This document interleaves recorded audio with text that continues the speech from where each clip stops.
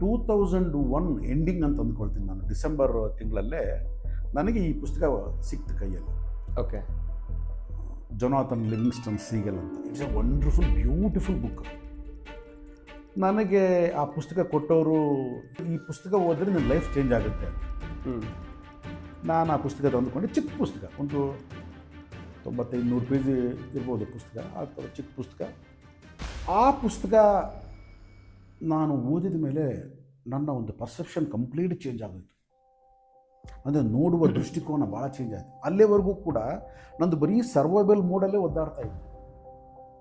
Survival ಏನಪ್ಪ, ನಾನು ಎಷ್ಟು ಸಂಪಾದನೆ ಮಾಡ್ಬೋದು, ನನ್ನ ಮನೆ ಖರ್ಚೇನು, ನನಗೆ ಏನಾದರೂ ಸ್ವಲ್ಪ ಬೇಕಿದ್ದರೆ ತಿರುಗಾಡೋಕ್ಕೇನು ಮಾಡೋದಕ್ಕೇನು, ಅಷ್ಟಕ್ಕೆ ನಾನು ಅದು ಯಾವ ರೀತಿ ಒದ್ದಾಡೋದು ಅಲ್ಲಿ ಕೆಳಗೆ ಬೀಳೋದು. ಅದರಲ್ಲೂ ಕೂಡ ಸೇಮ್ ಸೀಗಲ್ ಭಾಳಷ್ಟು ಫ್ಲೈ ಮಾಡೋದಕ್ಕೆ ಕಷ್ಟಪಟ್ಟು ಕೆಳಗೆ ಬೀಳ್ತಾ ಇರ್ತದೆ.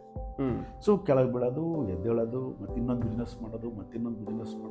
ಆ ಚಿಕ್ಕ ಟೌನಲ್ಲಿ ನಾನು ಮಾಡಿದಷ್ಟು ಪ್ರಯೋಗಗಳು ಯಾರು ಮಾಡಿಲ್ಲ ಅಂತ ಕಾಣುತ್ತೆ. ಯಾವತ್ತೂ ಕೂಡ ಪ್ರಪಂಚ ನಮ್ಮನ್ನು ಲಿಮಿಟ್ ಮಾಡುತ್ತೆ.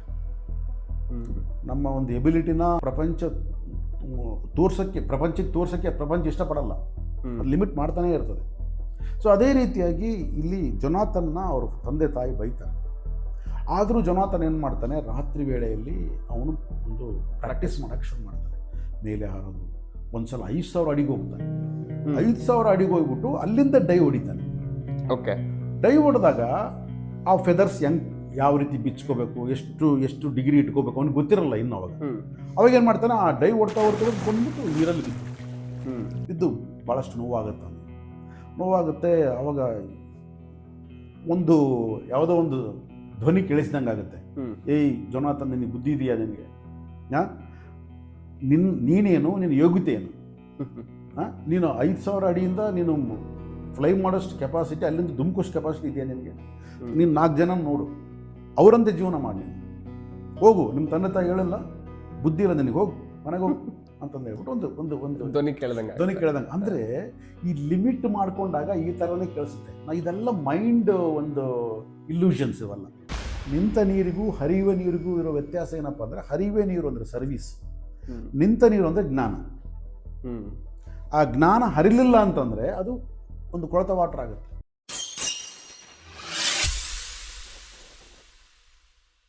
Welcome to KBR musings. So ನಮ್ಮ ಜೊತೆಗೆ ಭೀಮೇಶ್ವರಿ ಸರ್ ಅವರಿದ್ದಾರೆ ಇವತ್ತಿನ ದಿವಸ ಪಾಡ್ಕಾಸ್ಟ್ ಚಾನಲಲ್ಲಿ. Welcome to KBR musings sir. Thank you sir. ನೀವು ಜೊನಾಥನ್ ಲಿವಿಂಗ್ಸ್ಟನ್ ಸೀಗಲ್ ಅನ್ನೋ ಒಂದು ಬುಕ್ ಬಗ್ಗೆ ಮಾತಾಡೋಣ ಅಂತ ಹೇಳ್ತಾ ಇದ್ರಿ. ಆ ಒಂದು ಬುಕ್ಕು ನಾನು ಕೂಡ ನೋಡ್ತಾ ಹೋದೆ. ತುಂಬ ಚಿಕ್ಕ ಬುಕ್, ಹೇಳ್ಬೇಕು 96 ಪೇಜ್ ಏನೋ ಇದೆ ಆ್ಯಕ್ಚುಲಿ. ಮತ್ತು ಕಾನ್ಸೆಪ್ಟು ಕೂಡ ತುಂಬ ಬ್ಯೂಟಿಫುಲ್ ಆಗಿ ಬಂದಿದೆ. ಅದು ನಮ್ಮ ಒಂದು ಜೀವನಕ್ಕೆ ಅಳವಡಿಸ್ಕೊಳ್ಳೋ ಅಂಥ ಒಂದು ಕಾನ್ಸೆಪ್ಟ್ ಅದು. ಇದು ನೀವು 2001ರಲ್ಲಿ ಅದು ಆ ಬುಕ್ ಬಗ್ಗೆ ನಿಮ್ಗೆ ಗೊತ್ತಾಯ್ತು ಅಂತ ಹೇಳಿದ್ರಿ. ಆ ಬುಕ್ ನಿಮಗೆ ಯಾವ ಥರ ಇನ್ಸ್ಪಿರೇಷನ್ ಕೊಡ್ತು ಆ್ಯಕ್ಚುಲಿ? 2001ರಲ್ಲಿ ನಾನು ಒಂದು ನೆಟ್ವರ್ಕ್ ಮಾರ್ಕೆಟಿಂಗ್ಗೆ ಇಂಟ್ರೊಡ್ಯೂಸ್ ಆಗಿದ್ದೆ. ಓಕೆ. ನಮ್ಮೂರಲ್ಲಿ. ನೀವು ಈಗ 2001 ಅಂದರೆ 25 ವರ್ಷದ ಕೆಳಗೆ ನಾನು ಮಾತಾಡ್ತಾ ಇದ್ದೀನಿ. ಸೊ 25 ವರ್ಷದ ಕೆಳಗೆ ಇಷ್ಟೊಂದು ಅವಕಾಶಗಳಿರಲಿಲ್ಲ. ಸೊ ಫೋನ್ ಇರಲಿಲ್ಲ, ಇಂಟರ್ನೆಟ್ ಇರಲಿಲ್ಲ, ಸೊ ಇಷ್ಟು ಅವಕಾಶಗಳು ಇರಲಿಲ್ಲ. ಸೊ ನಾವು ಇರ್ತಕ್ಕಂಥ ಒಂದು ಟೌನ್, ಸ್ಮಾಲ್ ಟೌನ್, ಸಿರುಗುಪ್ಪ ಅನ್ನೋದೊಂದು ಒಂದು ಸ್ಮಾಲ್ ಟೌನ್. ಆ ಟೌನಲ್ಲಿ ಇದ್ವಿ ನಾವು.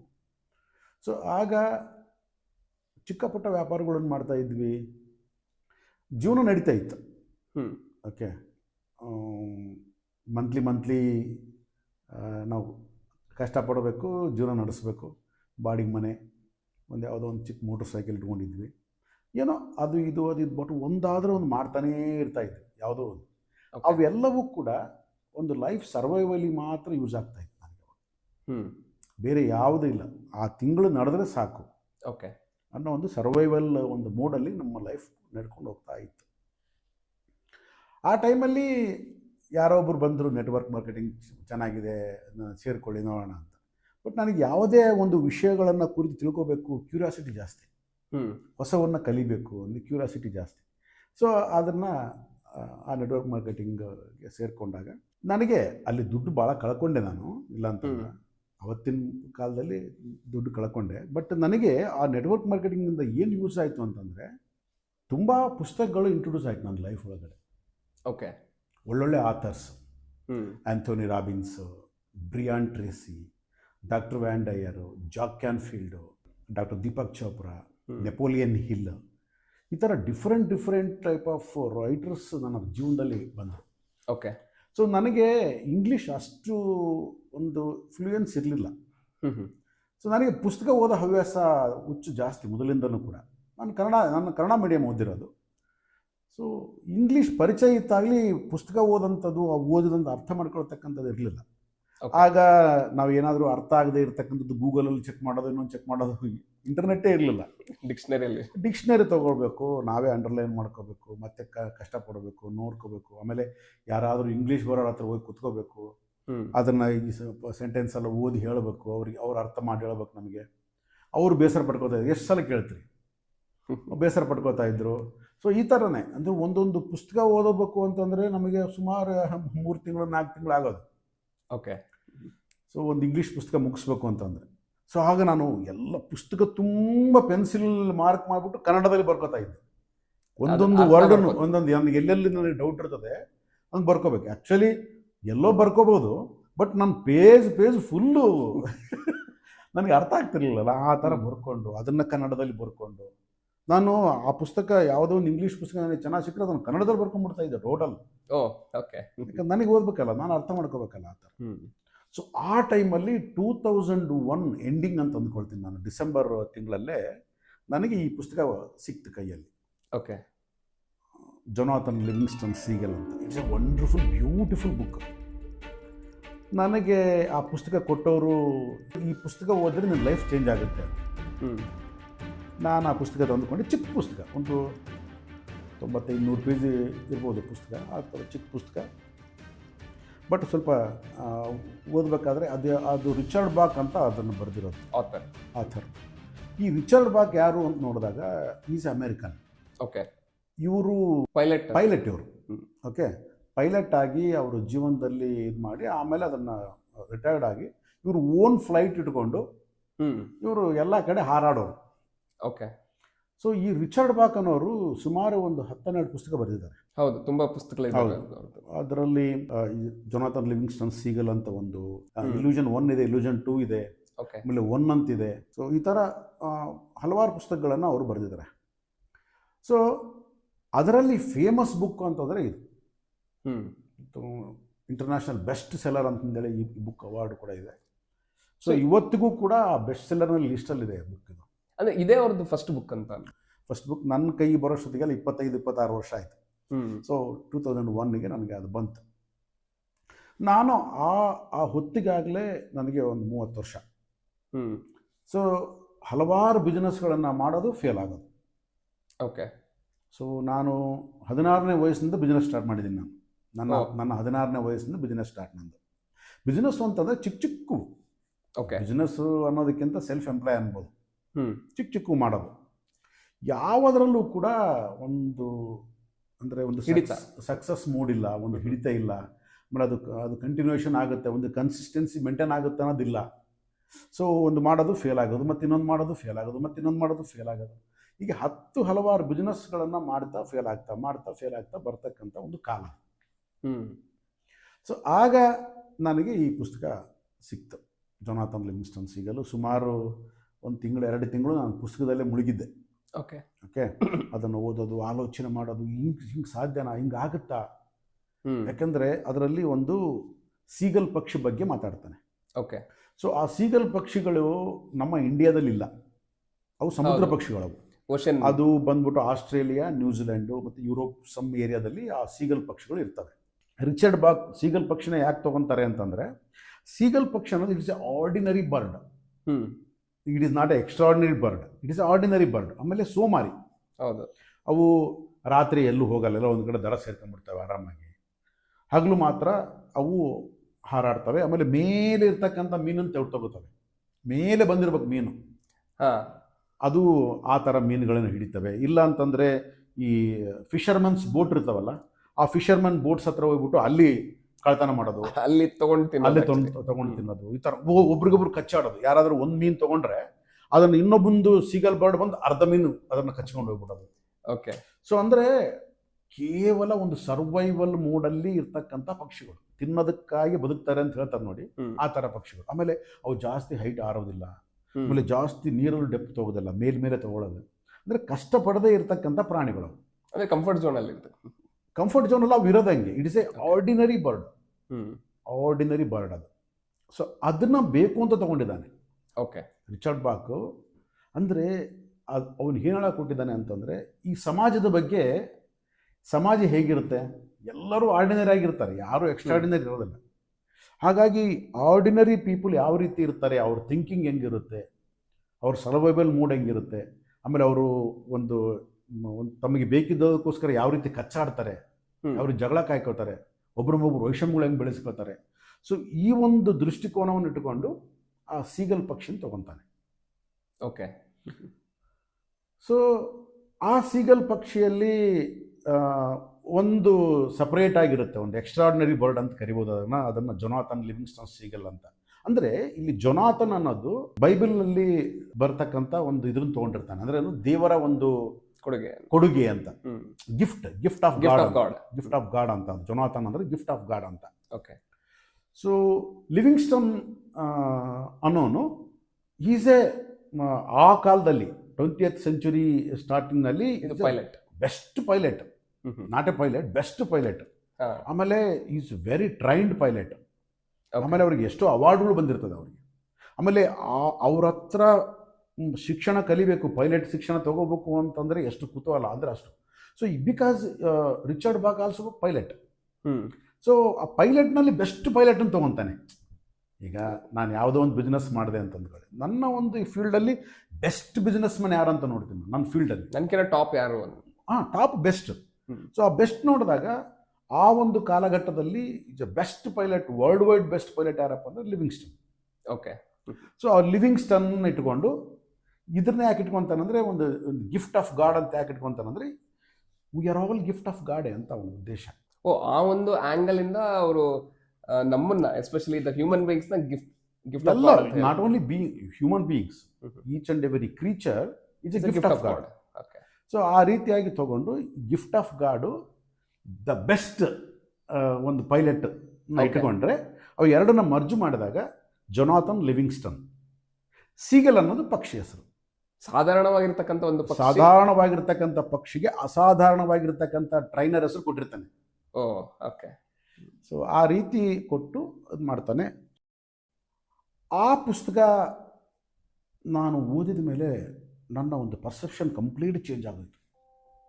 ಅಂದರೆ ನೋಡುವ ದೃಷ್ಟಿಕೋನ ಭಾಳ ಚೇಂಜ್ ಆಯಿತು. ಅಲ್ಲಿವರೆಗೂ ಕೂಡ ನಂದು ಬರೀ ಸರ್ವೈವಲ್ ಮೂಡಲ್ಲೇ ಒದ್ದಾಡ್ತಾ ಇತ್ತು. ಸರ್ವೈವಲ್ ಏನಪ್ಪ, ನಾನು ಎಷ್ಟು ಸಂಪಾದನೆ ಮಾಡ್ಬೋದು, ನನ್ನ ಮನೆ ಖರ್ಚೇನು, ನನಗೇನಾದರೂ ಸ್ವಲ್ಪ ಬೇಕಿದ್ರೆ ತಿರುಗಾಡೋಕ್ಕೇನು ಮಾಡೋದಕ್ಕೇನು, ಅಷ್ಟಕ್ಕೆ ನಾನು ಅದು ಯಾವ ರೀತಿ ಒದ್ದಾಡೋದು ಅಲ್ಲಿ ಕೆಳಗೆ ಬೀಳೋದು. ಅದರಲ್ಲೂ ಕೂಡ ಸೇಮ್ ಸೀಗಲ್ ಭಾಳಷ್ಟು ಫ್ಲೈ ಮಾಡೋದಕ್ಕೆ ಕಷ್ಟಪಟ್ಟು ಕೆಳಗೆ ಬೀಳ್ತಾ ಇರ್ತದೆ. ಸೊ ಕೆಳಗೆ ಬೀಳೋದು, ಎದ್ದೇಳೋದು, ಮತ್ತಿನ್ನೊಂದು ಬಿಸ್ನೆಸ್ ಮಾಡೋದು. ಆ ಚಿಕ್ಕ ಟೌನಲ್ಲಿ ನಾನು ಮಾಡಿದಷ್ಟು ಪ್ರಯೋಗಗಳು ಯಾರು ಮಾಡಿಲ್ಲ ಅಂತ ಕಾಣೋದು. ನಿಮ್ಮ ಒಂದು ಊರಲ್ಲಿ, ನಮ್ಮೂರಲ್ಲಿ ಆ ಚಿಕ್ಕ ಟೌನಲ್ಲಿ ಯಾವ ಇಂಥ ಬಿಸ್ನೆಸ್ ಇಲ್ಲ ಅಂತಂದಂಗೆ ಎಲ್ಲ ಮಾಡಿಬಿಟ್ಟಿದೆ. ಸೊ ಎಲ್ಲದರಲ್ಲೂ ಫೇಲ್, ಯಾವುದರಲ್ಲೂ ಸಕ್ಸಸ್ ಇಲ್ಲ. ಸೊ ಆ ಟೈಮಲ್ಲಿ ಆ ಸರ್ವೈವಲ್ ಮೂಡಿಂದ ಹೊರಗೆ ಬರಬೇಕು ಅನ್ನೋದು ನನ್ನ ಆಲೋಚನೆ. ಎಲ್ಲಿವರೆಗಪ್ಪ ಇದು, ಬರೀ 24 ಗಂಟೆ ಇದಾಗೈತಲ್ಲ, ಬದುಕೋದಕ್ಕೆ ಜೀವನ ಆಗೋಯ್ತು. ಸೊ ಈ ಒಂದು ಜೀವನದಿಂದ ಹೊರಗೆ ಬರಬೇಕು, ಇನ್ನೊಂದು ಅದ್ಭುತವಾದ ಜೀವನವನ್ನು ನೋಡಬೇಕು ನಾವು. ಅಂದರೆ ಈ ಸರ್ವೈವಲ್ಗೆ ಆಗಿ ಕಷ್ಟಪಡೋಂಥ ಒಂದು ಪರಿಸ್ಥಿತಿಯಿಂದ ಹೊರಗೆ ಬರಬೇಕು ನಾವು. ಹೊರಗೆ ಬಂದು ಇನ್ನೊಂದು ಜೀವನವನ್ನು ನೋಡಬೇಕು ಅನ್ನೋದು ಆಸೆ. ಅಂಥ ಟೈಮಲ್ಲಿ ನನಗೆ ಈ ಪುಸ್ತಕ ಸಿಕ್ತು. ಸೊ ಅದು ಒಂದು ಟರ್ನಿಂಗ್ ಪಾಯಿಂಟ್ ಅಂತ ಹೇಳಿ ಅನ್ಬೋದು. Definitely turning point. ಸೊ ನಾನು ಆ ಪುಸ್ತಕವನ್ನು ಹೆಂಗೆ ಓದ್ಬಿಟ್ಟಿದ್ದೀನಿ ಅಂತಂದರೆ, ಈ ಪುಸ್ತಕದ ಎಲ್ಲ ಪೇಜು ಕಂಠಪಾಠ ಆಗೋಗ್ಬಿಟ್ಟಿತ್ತು ಆ ಥರ. ಅಷ್ಟು ನನ್ನ ಒಂದು ಮನಸ್ಸಿನಲ್ಲಿ ಇಳ್ಕೊಂಡು ಹೋದಂಥ ಪುಸ್ತಕ, ಅಂದರೆ ಹಚ್ಚು ಹಸಿರಾಗಿ ಉಳಿದಂಥ ಪುಸ್ತಕ. ಸೊ ಅದರಲ್ಲಿ ಬರ್ತಕ್ಕಂಥ ಪಾತ್ರಗಳು ಏನು ಮಾತಾಡ್ತವೆ, ಯಾವ ರೀತಿ ಮಾತಾಡ್ತವೆ. ಆಮೇಲೆ ನಾನು 92ರಲ್ಲಿ ನಾನೊಂದು ಚಿಕ್ಕ ಟ್ರಕ್ ಪರ್ಚೇಸ್ ಮಾಡಿದ್ದೆ. ಓಕೆ. ಮಿಟ್ಸುಬಿಷಿ ಕ್ಯಾಂಟರ್ ಅಂತಂದ್ರೆ ಹೆಸರು. 6 ಟನ್ ಕೆಪಾಸಿಟಿ ಇದು. ಆಗ ಇಂಪೋರ್ಟ್ ಆಗಿತ್ತು, ಡೈರೆಕ್ಟ್ ಜಪಾನಿಂದ ಇಂಪೋರ್ಟ್ ಮಾಡ್ತಾಯಿದ್ರು ವೆಹಿಕಲ್ಸ್. ಆ ಒಂದು ವೆಹಿಕಲ್ನ ನಾವು ತೊಗೊಂಡು ಪರ್ಚೇಸ್ ಮಾಡ್ಕೊಂಡು ನಾನು ಬಾಡಿಗೆಗೆ ಓಡಿಸ್ತಾ ಇದ್ದೆ. ಓಕೆ. ಕೆಲವು ಸಲ ಒಬ್ಬ ಡ್ರೈವರ್ ಇರ್ತಾ ಇದ್ದ, ಒಬ್ಬ ಡ್ರೈವರು ನಾನು ಕೂಡ ಡ್ರೈವರ್. ಸೊ ಆ ಥರ ಬಾಡಿಗೆ ಓಡಿಸ್ತಾ ಇದ್ವಿ. ಜಪಾನ್ ವೆಹಿಕಲ್, ಒಳ್ಳೆ ಬ್ಯೂಟಿಫುಲ್ ವೆಹಿಕಲ್. ಇವಾಗಿನ ಕಾರ್ಗಳು ಹೆಂಗಿರ್ತಾವೆ ಹಂಗಿತ್ತು ಕಾರ್ ವೆಹಿಕಲ್. ಈಗ ನಿಮಗೆ ಡ್ರೈವಿಂಗ್ ಬರುತ್ತಾ? ಹಾಂ, ಇವಾಗ ಕಲ್ತಿರೋದು ರೀಸೆಂಟಾಗಿ. ಕಲ್ತ್ಕೊಂಡಿದ್ದೀರಾ? ಕಲ್ತ್ಕೊಂಡಿದ್ದೀವಿ. ಕಂಪ್ಲೀಟ್ ಆಗಿ ಕಲ್ತ್ಕೊಂಡಿದ್ದೀರಿ. ಹಾಂ. ನೋಡಿ, ನಾವೇನು ಮಾತಾಡ್ತೀವಿ, ಡ್ರೈವಿಂಗ್ನ ಕಲ್ತ್ಕೊಂಡಿದ್ದೀವಿ ಅಂತ ಮಾತಾಡ್ತೀವಿ. ಡ್ರೈವಿಂಗ್ನ ಯಾವತ್ತೂ ಕಂಪ್ಲೀಟಾಗಿ ಕಲಿಯೋಕ್ಕೆ ಸಾಧ್ಯ ಇಲ್ಲ. ಅದು ಡ್ರೈವಿಂಗ್ನ ಕಲಿತಾನೇ ಇರ್ತೀವಿ. ಲೈಫ್ ಲಾಂಗ್ ನಾವು ಕಲಿತಿರ್ತೀವಿ ಡ್ರೈವಿಂಗ್ನ. ಸೊ ನಾನು ಕಲ್ತ್ಬಿಟ್ಟಿದ್ದೀನಿ ಅಂತ ತಿಳಿದವರು ಓಡಿಸೋದು ಬೇರೆ, ಓಕೆ, ನಾನಿನ್ನೂ ಕಲಿಯೋದಿದೆ ಅಂತ ತಿಳಿದು ಓಡಿಸೋದು ಬೇರೆ. ಈಗ ನಮ್ಮೂರಲ್ಲಿ ನನಗೆ ಯಾಕೆ ಆ ಬುಕ್ ಅಷ್ಟು ಇಷ್ಟ ಆಯಿತು ಅಂತ ಒಂದು ಸ್ವಲ್ಪ ಹೇಳ್ಬಿಟ್ಟು ಮುಂದಕ್ಕೆ ಹೋಗ್ತೀನಿ. ನಮ್ಮೂರಲ್ಲಿ ರಸ್ತೆಗಳು ಸರಿಗಿರಲಿಲ್ಲ. ಓಕೆ. ತುಂಬ ಒರಟಾದ ರಸ್ತೆಗಳು, ಅಂದರೆ ಹಳ್ಳ ದಿನ್ನೆಗಳು ಜಾಸ್ತಿ. ಎಲ್ಲೂ ಕೂಡ ಡಾಂಬರ್ ರಸ್ತೆಗಳು ಇರಲಿಲ್ಲ ನಮ್ಮ ಕಡೆ. ಎಲ್ಲೋ ಸ್ವಲ್ಪ ಡಾಂಬರ್ ರಸ್ತೆ ಅಷ್ಟೇ. ಯಾಕಂದರೆ ಅಷ್ಟು ಒಂದು ಆಗಿನ ಕಾಲದಲ್ಲಿ ಭಾಳಷ್ಟು ದುಡ್ಡೇ ಇರಲಿಲ್ಲ ಗೌರ್ಮೆಂಟಲ್ಲಿ, ಎಲ್ಲಿ ರಸ್ತೆ ಮಾಡ್ತದೆ. ಸೊ ಆ ಟೈಮಲ್ಲಿ ನಮ್ಮ ಕಡೆ ಹತ್ತಿ ಬೆಳೀತಾರೆ, ಕಾಟನ್ ಬೆಳೀತಾರೆ. ಆ ಕಾಟನ್ನ ಹತ್ತಿ ಚೆಕ್ಕು ಅಂತ ಕರೀತಾರೆ. ಅಂದರೆ 2 ಕ್ವಿಂಟಲ್ನ ಒಂದನ್ನು ಅದನ್ನು ಬಂಡಲ್ ಮಾಡ್ತಾರೆ, ಬಂಡಲ್ ಮಾಡಿಬಿಟ್ಟು ಅದನ್ನು ತೊಗೊಳ್ತಾರೆ. ಅದನ್ನು ನಾವು ಲಾರಿಯಲ್ಲಿ ಹಾಕ್ಕೊಂಡು ನಾವು ಟ್ರಾನ್ಸ್ಪೋರ್ಟ್ ಮಾಡ್ತೀವಿ. ನಮ್ಮೂರಿಂದ ಆದೋನಿ ಮಾರ್ಕೆಟ್, ಅದು ಸಿರುಗುಪ್ಪದಿಂದ ಆದೋನಿಗೆ ಹೋಗ್ಬೇಕು ಮಾರ್ಕೆಟ್. ಅದು ಮಾರ್ಕೆಟ್ ಅಲ್ಲಿ ಕಾಟನ್ ಮಾರ್ಕೆಟ್ ಇತ್ತು. ಅಲ್ಲಿ ಆ ರಸ್ತೆ ವಿಪರೀತ ಸುಮಾರು ರಸ್ತೆ, ಏನೇನೂ ಚೆನ್ನಾಗಿರಲಿಲ್ಲ. ಎಲ್ಲ ಸೇರಿ 40-45 ಕಿಲೋಮೀಟರ್ ಇರ್ತಕ್ಕಂಥ ಒಂದು ರಸ್ತೆ 3 ಅವರ್ಸ್ ತೊಗೊತಾ ಇತ್ತು ಪ್ರಯಾಣ. ಅದು ಆಂಧ್ರ, ಅದು ನಮ್ಮದು ಕರ್ನಾಟಕ. ಅದರಲ್ಲಿ ಹೈಟು, ಅದು ಹತ್ತಿ ಬಂಡಲ್ಸ್ನ ನೀನು ಹಾಕಿಬಿಟ್ರೆ ಟ್ರಾನ್ಸ್ಪೋರ್ಟ್ಗೆ ತುಂಬ ಹೈಟು, ಹಗುರವಾಗಿರ್ತದೆ. ಆದ ಕಾರಣ ಭಾಳಷ್ಟು ಕೇರ್ಫುಲ್ಲಾಗಿ ಡ್ರೈವ್ ಮಾಡಬೇಕು. ಆಮೇಲೆ ಹಳ್ಳಕ್ಕೆ ಬೀಳೋದಾದರೆ, ಹಳ್ಳಕ್ಕೆ ಬೀಳಿಸಿ ಮೇಲೆ ಎತ್ಸೋದಾಗಿದ್ರೆ 2 ಚಕ್ರಗಳನ್ನು ಹಳ್ಳಕ್ಕೆ ಹಾಕಬೇಕು, 2 ಒಟ್ಟಿಗೆನೆ. ಒಂದು ಹಾಕ್ಬಿಟ್ರೆ ಅಪ್ಸೈಡ್ ಆಗಿಬಿಡುತ್ತೆ ಗಾಡಿ. ಹೌದು, ಅಂದರೆ ಪಲ್ಟಿ ಹೊಡೆಯುತ್ತೆ ಗಾಡಿ. ಸೊ ಆ ಒಂದು ಕೇರ್ಫುಲ್ ಡ್ರೈವಿಂಗ್ ಮಾಡಬೇಕು. ನನಗೆ ಆ ಡ್ರೈವಿಂಗು ಅಂದರೆ ಎಷ್ಟು ಪರ್ಫೆಕ್ಟ್ ಆಗಿರ್ತಾ ಇತ್ತು ಅಂದರೆ ಪ್ರೆಸೆಂಟಲ್ಲಿ ಇಟ್ಕೊಂಡು ನಾನು ಡ್ರೈವ್ ಮಾಡ್ತಾ ಇದ್ದೆ. ಓಕೆ. ಅಂದರೆ ಆ ಕೇರ್ಫುಲ್ಲಾಗಿ ಡ್ರೈವ್ ಮಾಡ್ತಾ ಮಾಡ್ತಾ ಮಾಡ್ತಾ ನನಗೆ ಆ ಡ್ರೈವಿಂಗಲ್ಲಿ ಇರ್ತಕ್ಕಂಥ ಒಂದು ಕಲೆ ಗೊತ್ತಾಯಿತು. ಸೊ ಯಾವಾಗ ಗೇರ್ ಶಿಫ್ಟ್ ಮಾಡಬೇಕು, ಯಾವಾಗ ಬ್ರೇಕ್ ಹೊಡಿಬೇಕು, ಎಲ್ಲಿ ಕ್ಲಚ್ ಹಿಡಿಬೇಕು, ಎಲ್ಲಿ ಗೇರ್ ಚೇಂಜ್ ಮಾಡಬೇಕು, ಸೊ ಯಾವ ರೀತಿ ಮಾಡಬೇಕು ಅಂದರೆ ನನಗೆ ಅಷ್ಟು ಪರ್ಫೆಕ್ಟಾಗಿ ಆ ಡ್ರೈವಿಂಗ್ ಬರೋಕ್ಕೆ ಶುರುವಾಗಿದೆ. ಓಕೆ. ಅದಕ್ಕೆ ಇವತ್ತಿಗೂ ಕೂಡ ನನಗೆ ಡ್ರೈವಿಂಗ್ ಅಂದರೆ ತುಂಬ ಪ್ರೀತಿ. ಅದು ನಾನು ಡ್ರೈವರ್ ಪಕ್ಕದಲ್ಲಿ ಕೂತ್ಕೊಂಡ್ರೆ ಆ ಡ್ರೈವರ್ ಪರ್ಫೆಕ್ಷನ್ ಅಲ್ಲ ಅಂತ ಹೇಳ್ಬಿಡ್ತೀನಿ ನಾನು. ಅವ್ನು ಯಾವ ರೀತಿ ಹೊಡಿತಾ ಇದ್ದಾನೆ, ಎಕ್ಸ್ಲೇಟರ್ ಎಷ್ಟು ಹೊಡಿತಾ ಇದ್ದಾನೆ, ಏನು ಸಡನ್ ಎಕ್ಸ್ಲೇಟರ್ ಹೊಡಿತಾ ಇದ್ದಾನ ಅಥವಾ ಸ್ಲೋ ಆಗಿ ಎಕ್ಸ್ಲೇಟರ್ ಹೊಡಿತಾ ಇದ್ದಾನೆ. ಆಮೇಲೆ ಡ್ರೈವಿಂಗ್ ಯಾವತ್ತೂ ಮಾಡಬೇಕಾದ್ರೆ ಇವಾಗ ನಾವು ಲೈಟ್ ಹಾಕಬೇಕಾದ್ರೆ ಶಾರ್ಟ್ ಬೀಮ್, ಹೈ ಬೀಮ್ ಆಗ್ತದೆ. ಅದು ಅರ್ಥ ಏನು? ಶಾರ್ಟ್ ಬೀಮ್ ಅಂದರೆ ಇಲ್ಲೇ ಬೀಳುತ್ತೆ ನಮ್ಮ ಒಂದು ಫೋಕಸ್, ಬೆಳಕು. ಹೈ ಬೀಮ್ ಹಾಕಿದಾಗ ಲಾಂಗ್ ಹೋಗುತ್ತೆ. ನಿನ್ನ ಕಣ್ಣು ಕೂಡ ಶಾರ್ಟ್ ಬೀಮ್, ಹೈ ಬೀಮ್ನಲ್ಲೇ ಇರಬೇಕು. ಯಾವತ್ತೂ ನೀನು ಡ್ರೈವ್ ಮಾಡಬೇಕಾದ್ರೆ ಒಂದೇ ಕಡೆ ನೋಡಬಾರ್ದು, ಶಾರ್ಟ್ ನೋಡ್ತಾ ಇರಬೇಕು, ಲಾಂಗ್ ನೋಡ್ತಾ ಇರಬೇಕು. ಅವಾಗ ಏನಾಗುತ್ತೆ, ನೀನು ಡ್ರೈವ್ ಮಾಡೋ ಒಂದು ಫೋರ್ಸ್ ಹೆಂಗಿರುತ್ತೆ ಅಂತಂದರೆ, ನಿನಗೆ ಇವಾಗ ನಾವು ಏನು ಮಾಡ್ತೀವಿ, ಡ್ರೈವಿಂಗ್ ಕಲ್ತ್ಕೊಂಡ್ಬಿಟ್ಟಿದೆ ನಾನು, ಏನು ಮಾಡ್ತಾನೆ, ಎಲ್ಲಿ ಬೇಕಲ್ಲಿ ಬ್ರೇಕ್ ಹೊಡಿತಾನೆ, ಎಲ್ಲಿ ಬೇಕಲ್ಲಿ ಕ್ಲಚ್ ಉಜ್ಜುತ್ತಾನೆ, ಎಲ್ಲಿ ಬೇಕಲ್ಲಿ ಎಕ್ಸ್ಲೇಟರ್ ಕೊಡ್ತಾನೆ. ಅವ್ನಿಗೇನು ಕೇರ್ ಇರಲ್ಲ, ಬ್ರೇಕ್ ಬೇಕಾ ಹೊಡೆದು ಬ್ರೇಕ್ ಹೊಡೆದ. ಅದೇ ನಿನಗೆ ಲಾಂಗ್ ಆ್ಯಂಡ್ ಶಾರ್ಟ್ ಒಂದು ವಿಷನ್ ಇತ್ತು ಅಂತಂದರೆ ನೀನು ದೂರ ನೋಡ್ಕೊಂಬಿಟ್ಟು ನೀನು ಇಲ್ಲೇ ಕಂಟ್ರೋಲ್ ಮಾಡ್ತೀಯ ಗಾಡಿನ. ಡ್ರೈವಿಂಗ್ ಅಂದರೆ ಏನು ನನ್ನ ಒಂದು ದೃಷ್ಟಿಯಲ್ಲಿ ಅಂತಂದರೆ, ಎಷ್ಟು ಕಡಿಮೆ ಬ್ರೇಕ್ ಅಪ್ಲೈ ಮಾಡ್ತಾನೆ ಅವನು ಈಸ್ ಅ ಗುಡ್ ಡ್ರೈವರ್.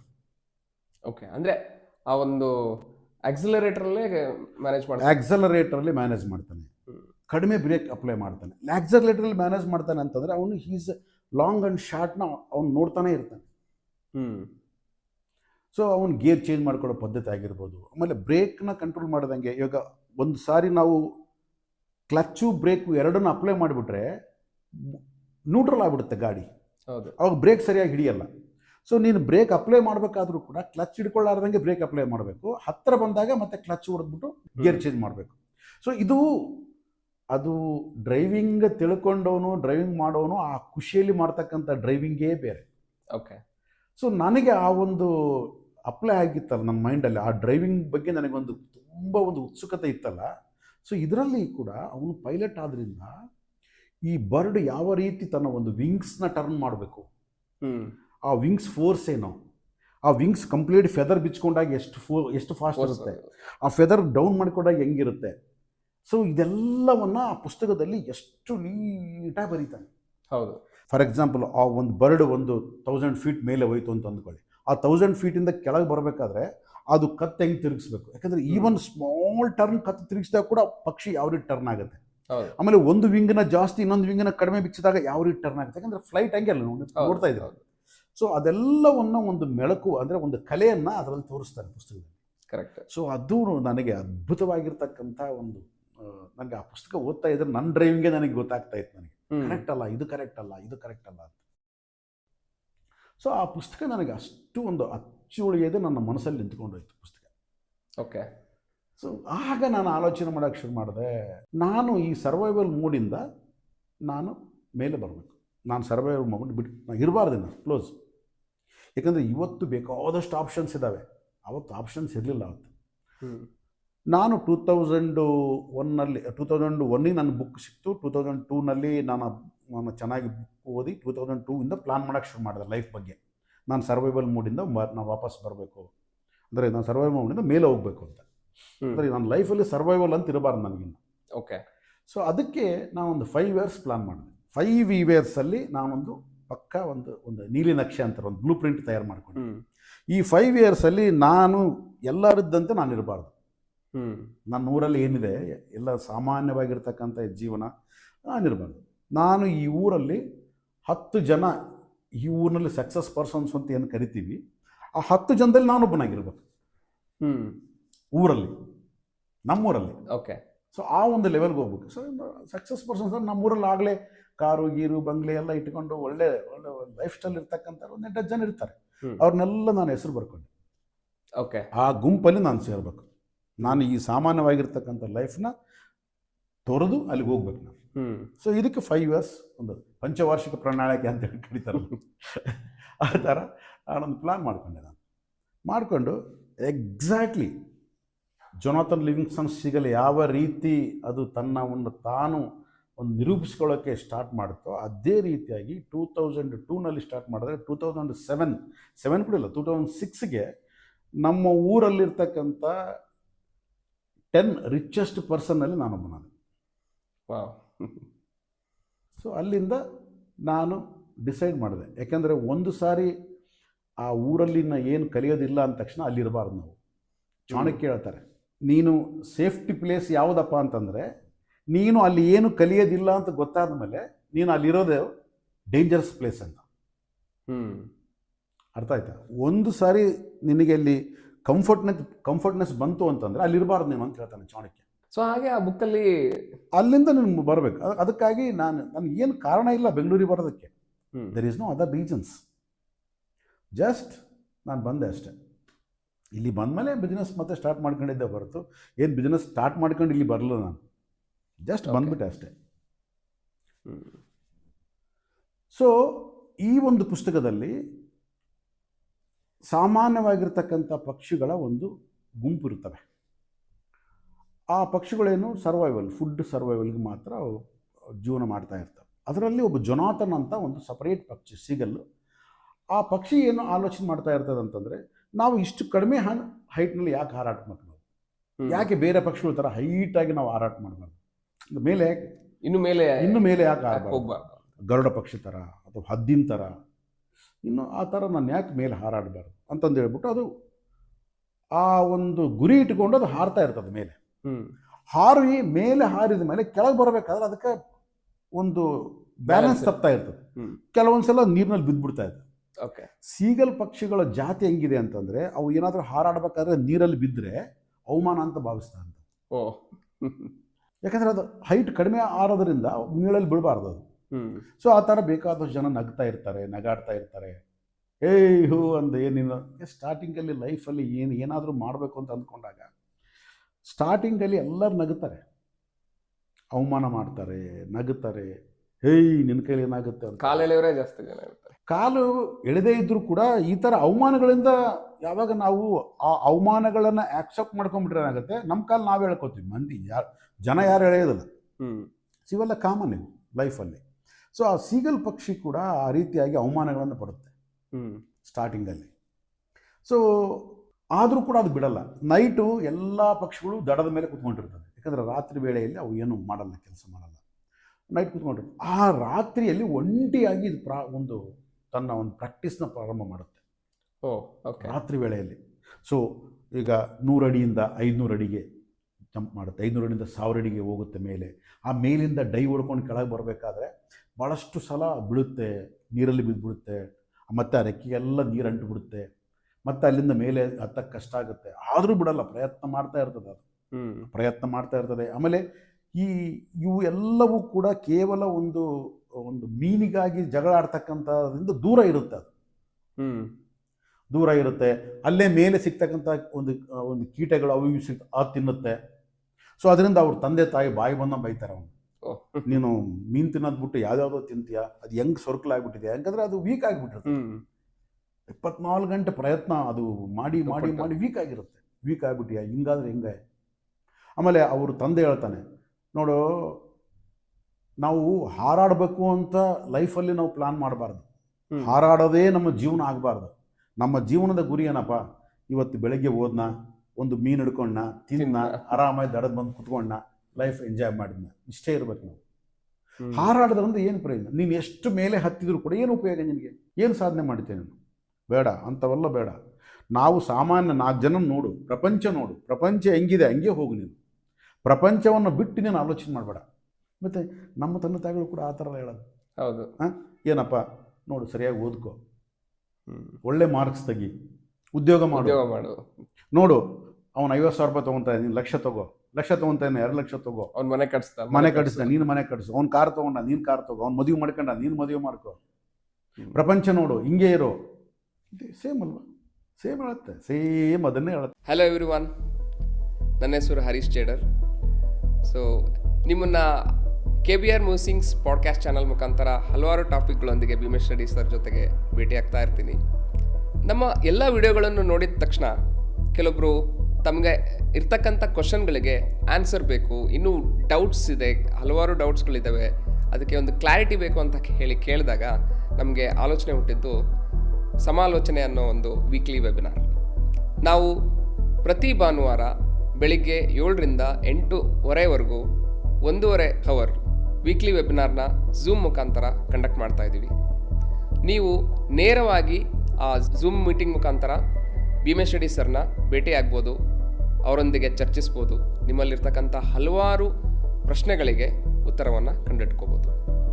ಆ ಝೂಮ್ ವೆಬಿನಾರ್ಗೆ ಯಾವ ರೀತಿ ಜಾಯ್ನ್ ಆಗೋದು ಅಂತ ಹೇಳಿದರೆ, ನಮ್ಮ ಪ್ರತಿಯೊಂದು ಯೂಟ್ಯೂಬ್ ವಿಡಿಯೋದಲ್ಲಿ ಝೂಮ್ ವೆಬಿನಾರ್ ರಿಜಿಸ್ಟ್ರೇಷನ್ ಲಿಂಕ್ನ ಕೊಟ್ಟಿರ್ತೀವಿ.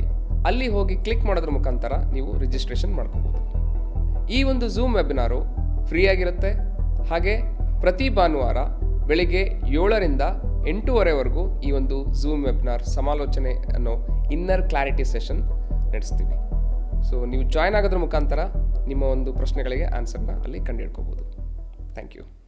ಅಂದರೆ ಇದನ್ನು ನಾವು ಲಿಮಿಟಿಂಗ್ ಬಿಲೀಫ್ಸ್ ಅಂತ ಹೇಳಿ ಅನ್ಬೋದು. ಆ್ಯಕ್ಚುಲಿ ಅಲ್ಲೂ ಕೂಡ ಲಿಮಿಟಿಂಗ್ ಬಿಲೀಫ್ ಬಗ್ಗೆ ಹೇಳ್ತಾ ಹೋಗಿದ್ದಾರೆ. ಲಿಮಿಟಿಂಗ್ ಬಿಲೀಫ್ ಅನ್ನೋದು ಅದು ನಮ್ಮ ಪರ್ಸ್ನಲ್. ಅದು ಇದು ಸಮಾಜ ಹಿಂಗಿದೆ ಅಂತ ಹೇಳುತ್ತೆ. ಇದು ಎಂಟೈರ್ ಇವಾಗ ಇರ್ತಕ್ಕಂಥ ಒಂದು ಸಮಾಜ ಹಿಂಗೆ ಇರೋದು. ಇದು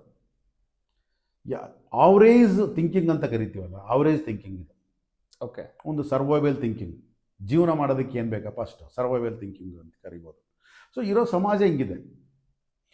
ಲಿಮಿಟಿಂಗ್ ಬಿಲೀಫ್ ಅಂತ ಬಂದಾಗ ನಿನ್ನ ಪರ್ಸ್ನಲ್, ಅದು ನನಗೆ ನಾನೇ ನೀನೇ ಹಾಕ್ಕೊಳ್ಳೋದು. ಎಸ್, ನೀನು ಹಾಕೋ, ಹೌದಪ್ಪ ಕರೆಕ್ಟ್, ನಮ್ಮ ತಂದೆ ಹೇಳೋದು ಕರೆಕ್ಟು, ನನ್ನ ಕೈಲಿ ಏನು ಮಾಡೋಕ್ಕಾಗಲ್ಲ, ನಾನು ಇಷ್ಟೇ, ಎಲ್ಲರೂ ಇದ್ದಂಗೆ ನಾನಿರಬೇಕು, ಪ್ರಪಂಚ ನೋಡಿ ನಾನಿರಬೇಕು. ಈಗ ರೈಟ್ ಬ್ರದರ್ಸು ವಿಮಾನವನ್ನು ಕಂಡುಹಿಡಿಯುವಂಥ ಒಂದು ಸಂದರ್ಭದಲ್ಲಿ ಆ ವಿಮಾನ ಫಸ್ಟು ಇದ್ದಕ್ಕಿದ್ದಂಗೆ ಹೆಂಗೆ ಫ್ಲೈ ಆಗುತ್ತೆ, ಎಷ್ಟೋ ಸಲ ಬಿದ್ದು ಹೋಗ್ತದೆ, ಎಷ್ಟೋ ಸಲ ಇದಾಗುತ್ತೆ. ಆಗ ಆ ರೈಟ್ ಬ್ರದರ್ಸ್ ಅವ್ರ ಫಾದರು, ಅವ್ರ ಚರ್ಚ್ ಫಾದರ್ ಅವರು ಇಬ್ಬರು ಮಕ್ಕಳು ಕೂಡಿಸ್ಕೊಂಡು ಹೇಳ್ತಾರಂತೆ, ನೋಡಯ್ಯ, ಒಂದು ವೇಳೆ ಮನುಷ್ಯ ಆಕಾಶದಲ್ಲಿ ಹಾರಾಡಬೇಕು ಅಂತಿದ್ರೆ ದೇವರು ನಮಗೆ ರೆಕ್ಕೆ ಕೊಡ್ತಾ ಇದ್ದ. ರೆಕ್ಕೆ ಕೊಟ್ಟಿಲ್ಲ ಅಂದ್ರೆ ಅರ್ಥ ಏನು? ನೀನು ಆಕಾಶದಲ್ಲಿ ಹಾರಾಡೋದಕ್ಕೆ ನಿನಗಿಲ್ಲ, ಆದ ಕಾರಣ ಭೂಮಿ ಮೇಲೆ ನಡಿ ಅಂತ ಹೇಳ್ದಂಗೆ. ನೀವು ಆ ಪ್ರಯತ್ನವನ್ನು ವಿರಮಿಸ್ಕೊಂಡು ಅದು ಮಾಡಕ್ಕೆ ಹೋಗ್ಬೇಡಿ. ಅದು ಭಗವಂತನ ವಿರುದ್ಧ ಹೋದಂಗೆ ಆಗುತ್ತೆ. ನೀವು ಆ ಕೆಲಸ ಮಾಡಬಾರ್ದು ಅಂತ ರೈಟ್ ಬ್ರದರ್ಸ್ಗೆ ಅವ್ರ ಫಾದರ್ ಹೇಳಿದ್ರಂತೆ. ಮತ್ತು ಅವ್ರು ಕೇಳಿದ್ರ, ಪ್ರಯತ್ನ ಪಟ್ಟರು, ಅವರ ಇನ್ನರ್ ಅರ್ಜೆಂಟ್ ಅನ್ಬೋದು, ಅದು ಬಲವಾಗಿತ್ತು. ಯಾಕೆ ಆರಕ್ಕಾಗಲ್ಲ? ಮನುಷ್ಯ ಯಾಕೆ ಪ್ರಯತ್ನ ಮಾಡಿದ್ರೆ ಆಗಲ್ಲ? ಸೊ ಇವತ್ತು ರೈಟ್ ಬ್ರದರ್ಸ್ ಮಾಡಿದಂಥ ಒಂದು ಪ್ರಯೋಗ ನಾವು ಇವತ್ತು ಪ್ರಪಂಚ ದೇಶಗಳು ಹತ್ರ ಅದು ನಮಗೆ. ಹೌದು, ಇಲ್ಲಾಂದ್ರೆ ಪ್ರಪಂಚ ದೇಶಗಳು ದೂರ ದೂರ. 10,000 ಮೈಲಿ ಇರ್ತಕ್ಕಂಥದ್ದನ್ನ ಇವತ್ತು ನಾವು ಒಂದ್ ದಿವಸ 2 ದಿವಸದಲ್ಲಿ ಒಂದಿನ ಇವನ್ ಅಮೇರಿಕಕ್ಕೆ ಹೋಗ್ಬೇಕಾದ್ರೆ ಕೂಡ ಒಂದು 20 hours journey. So Wright brothers ಕೊಟ್ಟಂಥ ಒಂದು ಗಿಫ್ಟ್ ಅದು. ಸೊ ಆ ರೀತಿಯಾಗಿ ನಮ್ಮನ್ನು ಯಾವತ್ತೂ ಕೂಡ ಪ್ರಪಂಚ ನಮ್ಮನ್ನು ಲಿಮಿಟ್ ಮಾಡುತ್ತೆ. ನಮ್ಮ ಒಂದು ಎಬಿಲಿಟಿನ ಪ್ರಪಂಚಕ್ಕೆ ತೋರ್ಸೋಕ್ಕೆ ಪ್ರಪಂಚ ಇಷ್ಟಪಡಲ್ಲ, ಅದು ಲಿಮಿಟ್ ಮಾಡ್ತಾನೆ ಇರ್ತದೆ. ಸೊ ಅದೇ ರೀತಿಯಾಗಿ ಇಲ್ಲಿ ಜೊನಾಥನ್ನ ಅವರು ತಂದೆ ತಾಯಿ ಬೈತಾರೆ. ಆದರೂ ಜೊನಾಥನ್ ಏನು ಮಾಡ್ತಾನೆ, ರಾತ್ರಿ ವೇಳೆಯಲ್ಲಿ ಅವನು ಒಂದು ಪ್ರಾಕ್ಟೀಸ್ ಮಾಡೋಕ್ಕೆ ಶುರು ಮಾಡ್ತಾನೆ. ಮೇಲೆ ಹಾರೋದು, ಒಂದ್ಸಲ 5,000 ಅಡಿಗೆ ಹೋಗ್ತಾನೆ. 5,000 ಅಡಿಗೆ ಹೋಗ್ಬಿಟ್ಟು ಅಲ್ಲಿಂದ ಡೈ ಹೊಡಿತಾನೆ. ಓಕೆ, ಡೈ ಹೊಡೆದಾಗ ಆ ಫೆದರ್ಸ್ ಯಾವ ರೀತಿ ಬಿಚ್ಕೋಬೇಕು, ಎಷ್ಟು ಡಿಗ್ರಿ ಇಟ್ಕೋಬೇಕು ಅವ್ನಿಗೆ ಗೊತ್ತಿರಲ್ಲ ಇನ್ನು. ಅವಾಗ ಏನು ಮಾಡ್ತಾನೆ, ಆ ಡೈ ಹೊಡ್ತಾ ಬಂದ್ಬಿಟ್ಟು ನೀರಲ್ಲಿ ಬಿದ್ದು ಭಾಳಷ್ಟು ನೋವಾಗುತ್ತೆ. ಅವಾಗ ಒಂದು ಯಾವುದೋ ಒಂದು ಧ್ವನಿ ಕೇಳಿಸ್ದಂಗೆ ಆಗುತ್ತೆ. ಏಯ್ ಜೊನಾಥನ್, ನಿನಗೆ ಬುದ್ಧಿ ಇದೆಯಾ? ನಿನಗೆ ನೀನೇನು, ನಿನ್ನ ಯೋಗ್ಯತೆ ಏನು? ನೀನು 5,000 ಅಡಿಯಿಂದ ನೀನು ಫ್ಲೈ ಮಾಡೋಷ್ಟು ಕೆಪಾಸಿಟಿ, ಅಲ್ಲಿಂದ ಧುಮ್ಕೋಷ್ಟು ಕೆಪಾಸಿಟಿ ಇದೆಯಾ ನಿನಗೆ? ನೀನು 4 ಜನ ನೋಡು, ಅವರಂತೆ ಜೀವನ ಮಾಡಿ, ಹೋಗು. ನಿಮ್ಮ ತಂದೆ ತಾಯಿ ಹೇಳಲ್ಲ, ಬುದ್ಧಿ ಇಲ್ಲ ನಿನಗೆ, ಹೋಗು ಮನೆಗೆ ಹೋಗು ಅಂತಂದು ಹೇಳ್ಬಿಟ್ಟು ಒಂದು ಒಂದು ಧ್ವನಿ ಕೇಳ್ದಂಗೆ. ಅಂದರೆ ಈ ಲಿಮಿಟ್ ಮಾಡ್ಕೊಂಡಾಗ ಈ ಥರನೇ ಕೇಳಿಸುತ್ತೆ. ಇದೆಲ್ಲ ಮೈಂಡ್ ಒಂದು ಇಲ್ಯೂಷನ್ಸ್, ಇವೆಲ್ಲ ನಮ್ಮ ಮೈಂಡಲ್ಲಿ ಬರ್ತಕ್ಕಂಥ ಇಲ್ಯೂಷನ್ಸ್. ಈಗ ನನ್ನ ಕೈಲಿ ಆಗಲ್ಲ ಅಂತ ಯಾವತ್ತು ನಾನು ಅಂದ್ಕೊಂಡಾಗ ನನ್ನೊಳಗೇ ಒಂದು ಶಬ್ದ ಬರುತ್ತೆ, ಹೌದು ಕರೆಕ್ಟ್, ನನ್ನ ಕೈಲಿ ಆಗಲ್ಲ. ಯಾಕೆ ಆಗಲ್ಲ ಗೊತ್ತಾ ಅಂತ ಹೇಳಿ ನಿನಗೆಲ್ಲ ರೀಸನ್ಸ್ ಕೊಡುತ್ತೆ ಮೈಂಡ್. ಅದೇ ನನ್ನ ಕೈಲಿ ಆಗುತ್ತೆ ಅಂತ ಅಂದ್ಕೊಂಡಾಗ ಯಾಕಾಗುತ್ತೆ ಗೊತ್ತಾ ಅಂತ ರೀಸನ್ಸ್ ಕೊಡುತ್ತೆ. ಯಾಕಾಗಲ್ಲ ಗೊತ್ತಾ ಅಂತ ಕೊಡೋದು ಮೈಂಡೂ ಅದೇ ಮೈಂಡೇ, ಯಾಕಾಗುತ್ತೆ ಅಂತ ಕೊಡೋದು ಅದೇ ಮೈಂಡೇ. ಹೌದು. ಸೊ ಇದೆಲ್ಲವೂ ಕೂಡ ನಿನ್ನ ವಿಲ್ ಪವರ್ ಮೇಲೆ ಡಿಪೆಂಡ್ ಆಗಿರುತ್ತೆ. ಓಕೆ, ನಿನ್ನಲ್ಲಿ ಆ ವಿಲ್ ಇದ್ದಾಗ ನಿನಗೆ ಕೊಡ್ತಕ್ಕಂಥ ಮೆಸೇಜ್ ಬೇರೆ, ನೀನು ಡೌನ್ ಆದಾಗ ನಿನಗೆ ಕೊಡ್ತಕ್ಕಂಥ ಮೆಸೇಜ್ ಸೇಮ್. ಜೊನಾಥನ್ಗೆ ಅದೇ ಥರ ಒಂದು ಮೆಸೇಜ್ ಬರುತ್ತೆ, ಏಯ್ ನೀನು ಆಗಲ್ಲ, ಹೋಗೋ ನೀನು ಅಂತ. ಆಗ ಜೊನಾಥನ್ ಆಳ್ತಾ ಅವನು ಅವ್ರ ತನ್ನ ತಾಯಿ ಹತ್ರ ಹೋಗ್ಬೇಕಂತ ಹೋಗ್ತಾನೆ. ತನ್ನ ತಾಯಿ ಹತ್ರ ಹೋಗ್ಬೇಕಂತ ಹೋದಾಗ ಇನ್ನು ಹೋಗ್ತಾ ಇರ್ತಾನೆ ದಾರಿಯಲ್ಲಿ. ಅವಾಗ ಅಂದ್ಕೊಳ್ತಾನೆ, ಅವನಿಗೆ ಮತ್ತೆ ಕೇಳಿಸ್ತಾನೆ ಇರ್ತದೆ, ನೀನೇನು ಹದ್ದು ಅಂದ್ಕೊಂಡಿದ್ಯಾ, ನೀನು ಗರುಡ ಪಕ್ಷ ಅಂದ್ಕೊಂಡಿದ್ಯಾ, ಆ ಒಂದು ವಿಂಗ್ಸ್ನ ಯಾವ ರೀತಿ ಮುಂದೆ ಚಾಚಿ ಅದನ್ನು ತಗೋಬೇಕು ಅಂತಂದು ಹೇಳ್ಬಿಟ್ಟು ಅದು ಕೆಲವೊಂದು ಇನ್ಸ್ಟ್ರಕ್ಷನ್ಸ್ ಬರುತ್ತೆ, ಯಾವ ರೀತಿ ಬ್ಯಾಲೆನ್ಸ್ ಮಾಡುತ್ತೆ. ನೀನು ಅಂದ್ಕೊಂಡಿದ್ಯಾ, ಅಷ್ಟು ನಿನ್ನ ಒಂದು ವಿಂಗ್ಸ್ ಅಷ್ಟು ಮೊನಚಾಗಿದೆಯಾ ಅಂತ ಬಂದಾಗ ಟಕ್ಕಂತ ಫ್ಲಾಶ್ ಆಗುತ್ತೆ. ಓ, ವಿಂಗನ್ನು ಮೊನಚಾಗಿ ಇಟ್ಕೋಬೇಕು ನಾನು. ಸೊ ಕರೆಕ್ಟಾಗಿ ಬ್ಯಾಲೆನ್ಸ್ ಹೆಂಗೆ ಮಾಡ್ಬೇಕು, ನಾನು ಹದ್ದು ಯಾವ ರೀತಿ ಇದೆ ವಿಂಗು, ಆ ರೀತಿಯಾಗಿ ಮೊನಚಾಗಿ ಮಾಡ್ಕೋಬೇಕು ನಾನು ಅಂದ್ಬಿಟ್ಟು ಅವನು ನಾನು ಸಾಕಿನ, ನಾನು ಇಲ್ಲಿ ನನ್ನ ಕೈಲಿ ಆಗಲ್ಲ, ಇದು ನನ್ನ ಫೇಲ್ ಆಗಿಬಿಟ್ಟೆ ನನ್ನ ಲೈಫಲ್ಲಿ, ಇದು ನನಗೆ ಅಲ್ಲ ಅಂತಂದೇಳಿ ಅವನು ವಾಪಸ್ ಹೋಗ್ತಕ್ಕಂಥ ಜೊನಾಥನ್ನು ಇದ್ದಕ್ಕಿದ್ದಂಗೆ ಮತ್ತೆ ಫ್ಲೈ ಮಾಡೋಕ್ಕೆ ಶುರು ಮಾಡಿ ಮತ್ತೆ ಮೇಲೆ ಹೋಗಿ ಆ ಒಂದು ಮೊನಚಾಗಿಟ್ಟುಕೊಂಡು ಅಲ್ಲಿ ವಿಂಗ್ಸ್ನ ಜಾಸ್ತಿ ಚಾಚ್ದಂಗೆ ಕಡಿಮೆ ಒಂದು ಇದನ್ನು ಚಾಚ್ಕೊಂಡು ಸ್ವಲ್ಪ ಒಂದು 20 ಡಿಗ್ರಿ ಇಟ್ಟುಕೊಂಡು ಅಲ್ಲಿಂದ ಡೈ ಹೊಡಿತಾನೆ. ಈ ಸಾರಿ ಪರ್ಫೆಕ್ಟಾಗಿ ಡೈ ಹೊಡಿತಾನೆ. ಸೊ ಕಂಪ್ಲೀಟ್ ಆಗಿ ಇನ್ನು ನೀರಿನ ಹತ್ರ ಬಂದಾಗ ಮತ್ತೆ ಅದನ್ನ ವಿಂಗ್ಸ್ನ ಕರೆಕ್ಟಾಗಿ ಕಟ್ ಮಾಡಿಬಿಟ್ಟು ಮತ್ತೆ ಮೇಲೆ ಇರ್ತಾನೆ. ಸೊ ಅವನಿಗೆ ಅರ್ಥ ಆಗ್ಬಿಡುತ್ತೆ, ಓ ಇದು ಕತೆ. ಅಂದ್ರೆ ಅಲ್ಲಿ ಪರ್ಫೆಕ್ಟ್ ಆಗಿ ಬ್ಯಾಲೆನ್ಸ್ ಮಾಡೋದು. ಮತ್ತೆ ಅವನಿಗೊಂದು ಫ್ಲಾಶ್ ಆಗುತ್ತೆ. ನಾನು ಹೇಳಿದ್ನಲ್ಲ, ನನಗೆ ಯಾವುದೇ ಒಂದು ಗುರು ಅಂತಂದ್ರೆ ಏನಾಗುತ್ತೆ, ನನ್ನ ಒಂದು ಹಂಬಲ ಹೆಚ್ಚಿದಾಗ, ನನಗೆ ಆ ಒಂದು ಬಯಕೆ ನಾನು ಬೇಕು ಅಂತ ಅಂದ್ಕೊಂಡಾಗ ಎಲ್ಲಿಂದನೋ ಒಂದು ಫೋರ್ಸ್ ಕೆಲಸ ಮಾಡಿಬಿಡುತ್ತೆ. ಈಗ ಅವನಿಗೆ ಯಾರು ಕೊಟ್ಟರು ಆ ಐಡಿಯಾ? ಅವನಲ್ಲೇ ಬಂತದು, ಒಳಗಿಂದನೇ ಬಂತು. ಅವ್ನು ನನ್ನ ಕೈಲಿ ಆಗಲ್ಲ ಅಂತನೂ ಅವನು ಅಂದ್ಕೊಂಡ, ಆಗಲ್ಲ ಅಂತ ವಾಪಸ್ ಹೋಗೋಕ್ಕೂ ರೆಡಿ ಆದ. ವಾಪಸ್ ಹೋಗ್ತಾ ಇದ್ದ ದಾರಿಯಲ್ಲಿ ಹೋಗ್ಬೇಕಾದ್ರೆ ಅವ್ನು ಯಾರೋ ಬೈದಂಗೆ ಆಯ್ತು, ಏಯ್ ನೀನೇನು ಗರುಡ ಪಕ್ಷ ಅಂದ್ಕೊಂಡ್ಯಾ, ಹದ್ದು ಅಂದ್ಕೊಂಡ್ಯಾ, ಆ ರೀತಿ ನಿನ್ನ ಒಂದು ಇದು ವಿಂಗ್ಸ್ ಫೆದರ್ಸ್ ಅಷ್ಟು ಮೊನಚಾಗಿದೆಯಾ, ಆ ಥರ ಕಟ್ ಮಾಡೋ ಕೆಪಾಸಿಟಿ ಇದೆಯಾ ನಿನಗೆ ಅಂತ ಯಾರೋ ಬೈದಂಗಾಯಿತು.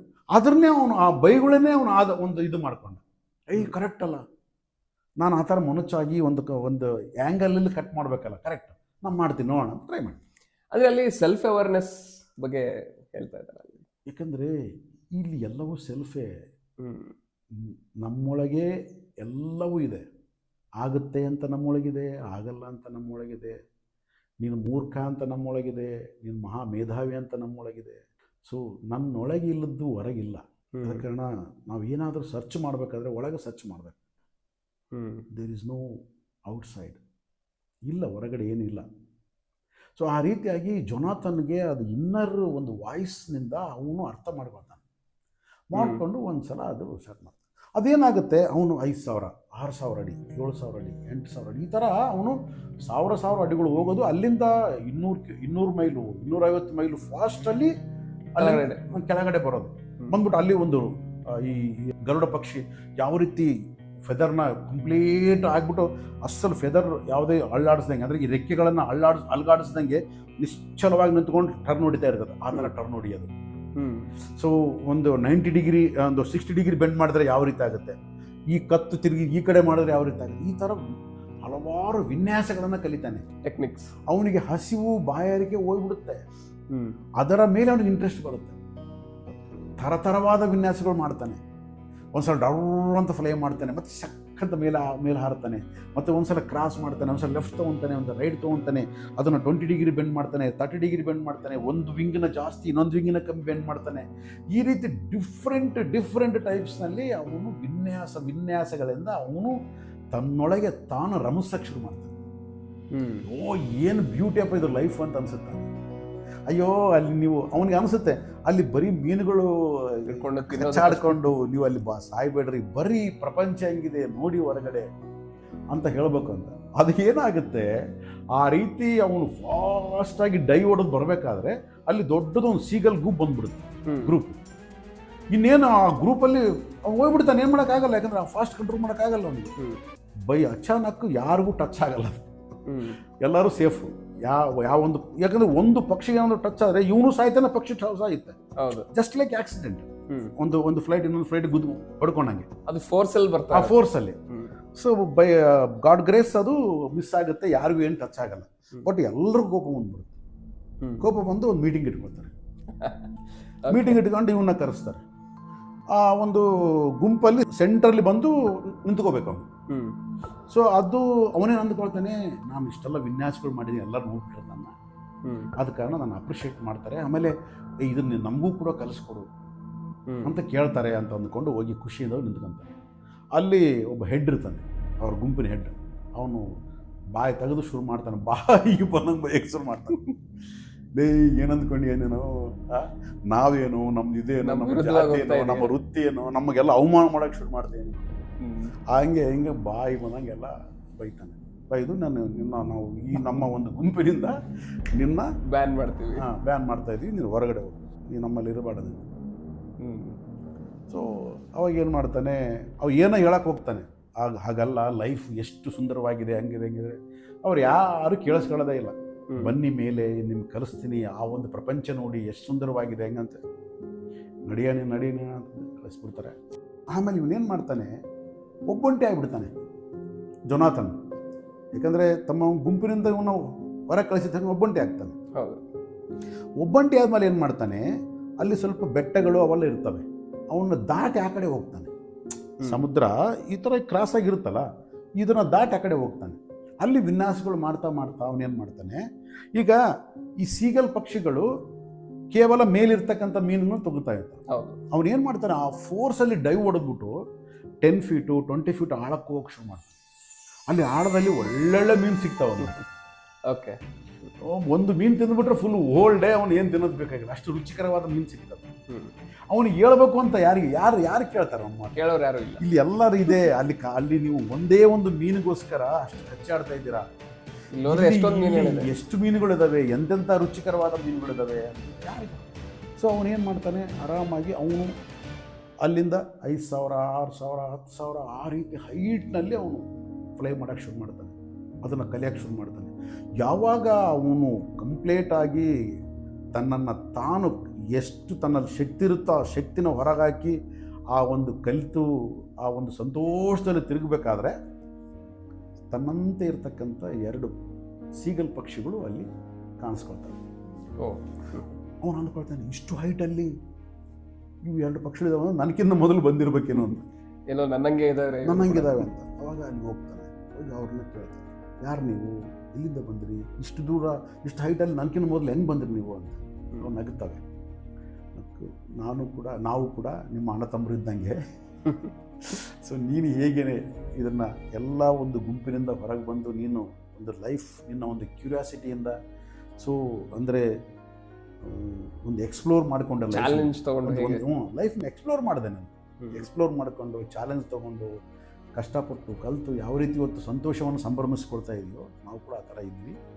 ಬಾ ನಮಗೆ ಇನ್ನೊಂದು ಪ್ರಪಂಚ ತೋರಿಸ್ತೀವಿ, ಇಲ್ಲಿಂದ ಮೇಲೆ ಹೋಗ್ಬೋದು, ಇನ್ನು ಎಷ್ಟು ಬೇಕಾದ್ರೂ ಹೋಗ್ಬೋದು, ಬಾ ತೋರಿಸ್ತೀವಿ, ಯಾವ ರೀತಿ ಹೋಗ್ಬೋದು ಕರ್ಕೊಂಡು ಹೋಗ್ತಾರೆ. ಅವರು ಅಲ್ಲಿ ಪಾಠ ಕಲಿತಾರೆ. ಜಸ್ಟ್ ಅವರು ಗುರುಗಳು ಅಪಿಯರ್ ಆದಂಗೆ ಅವನಿಗೆ.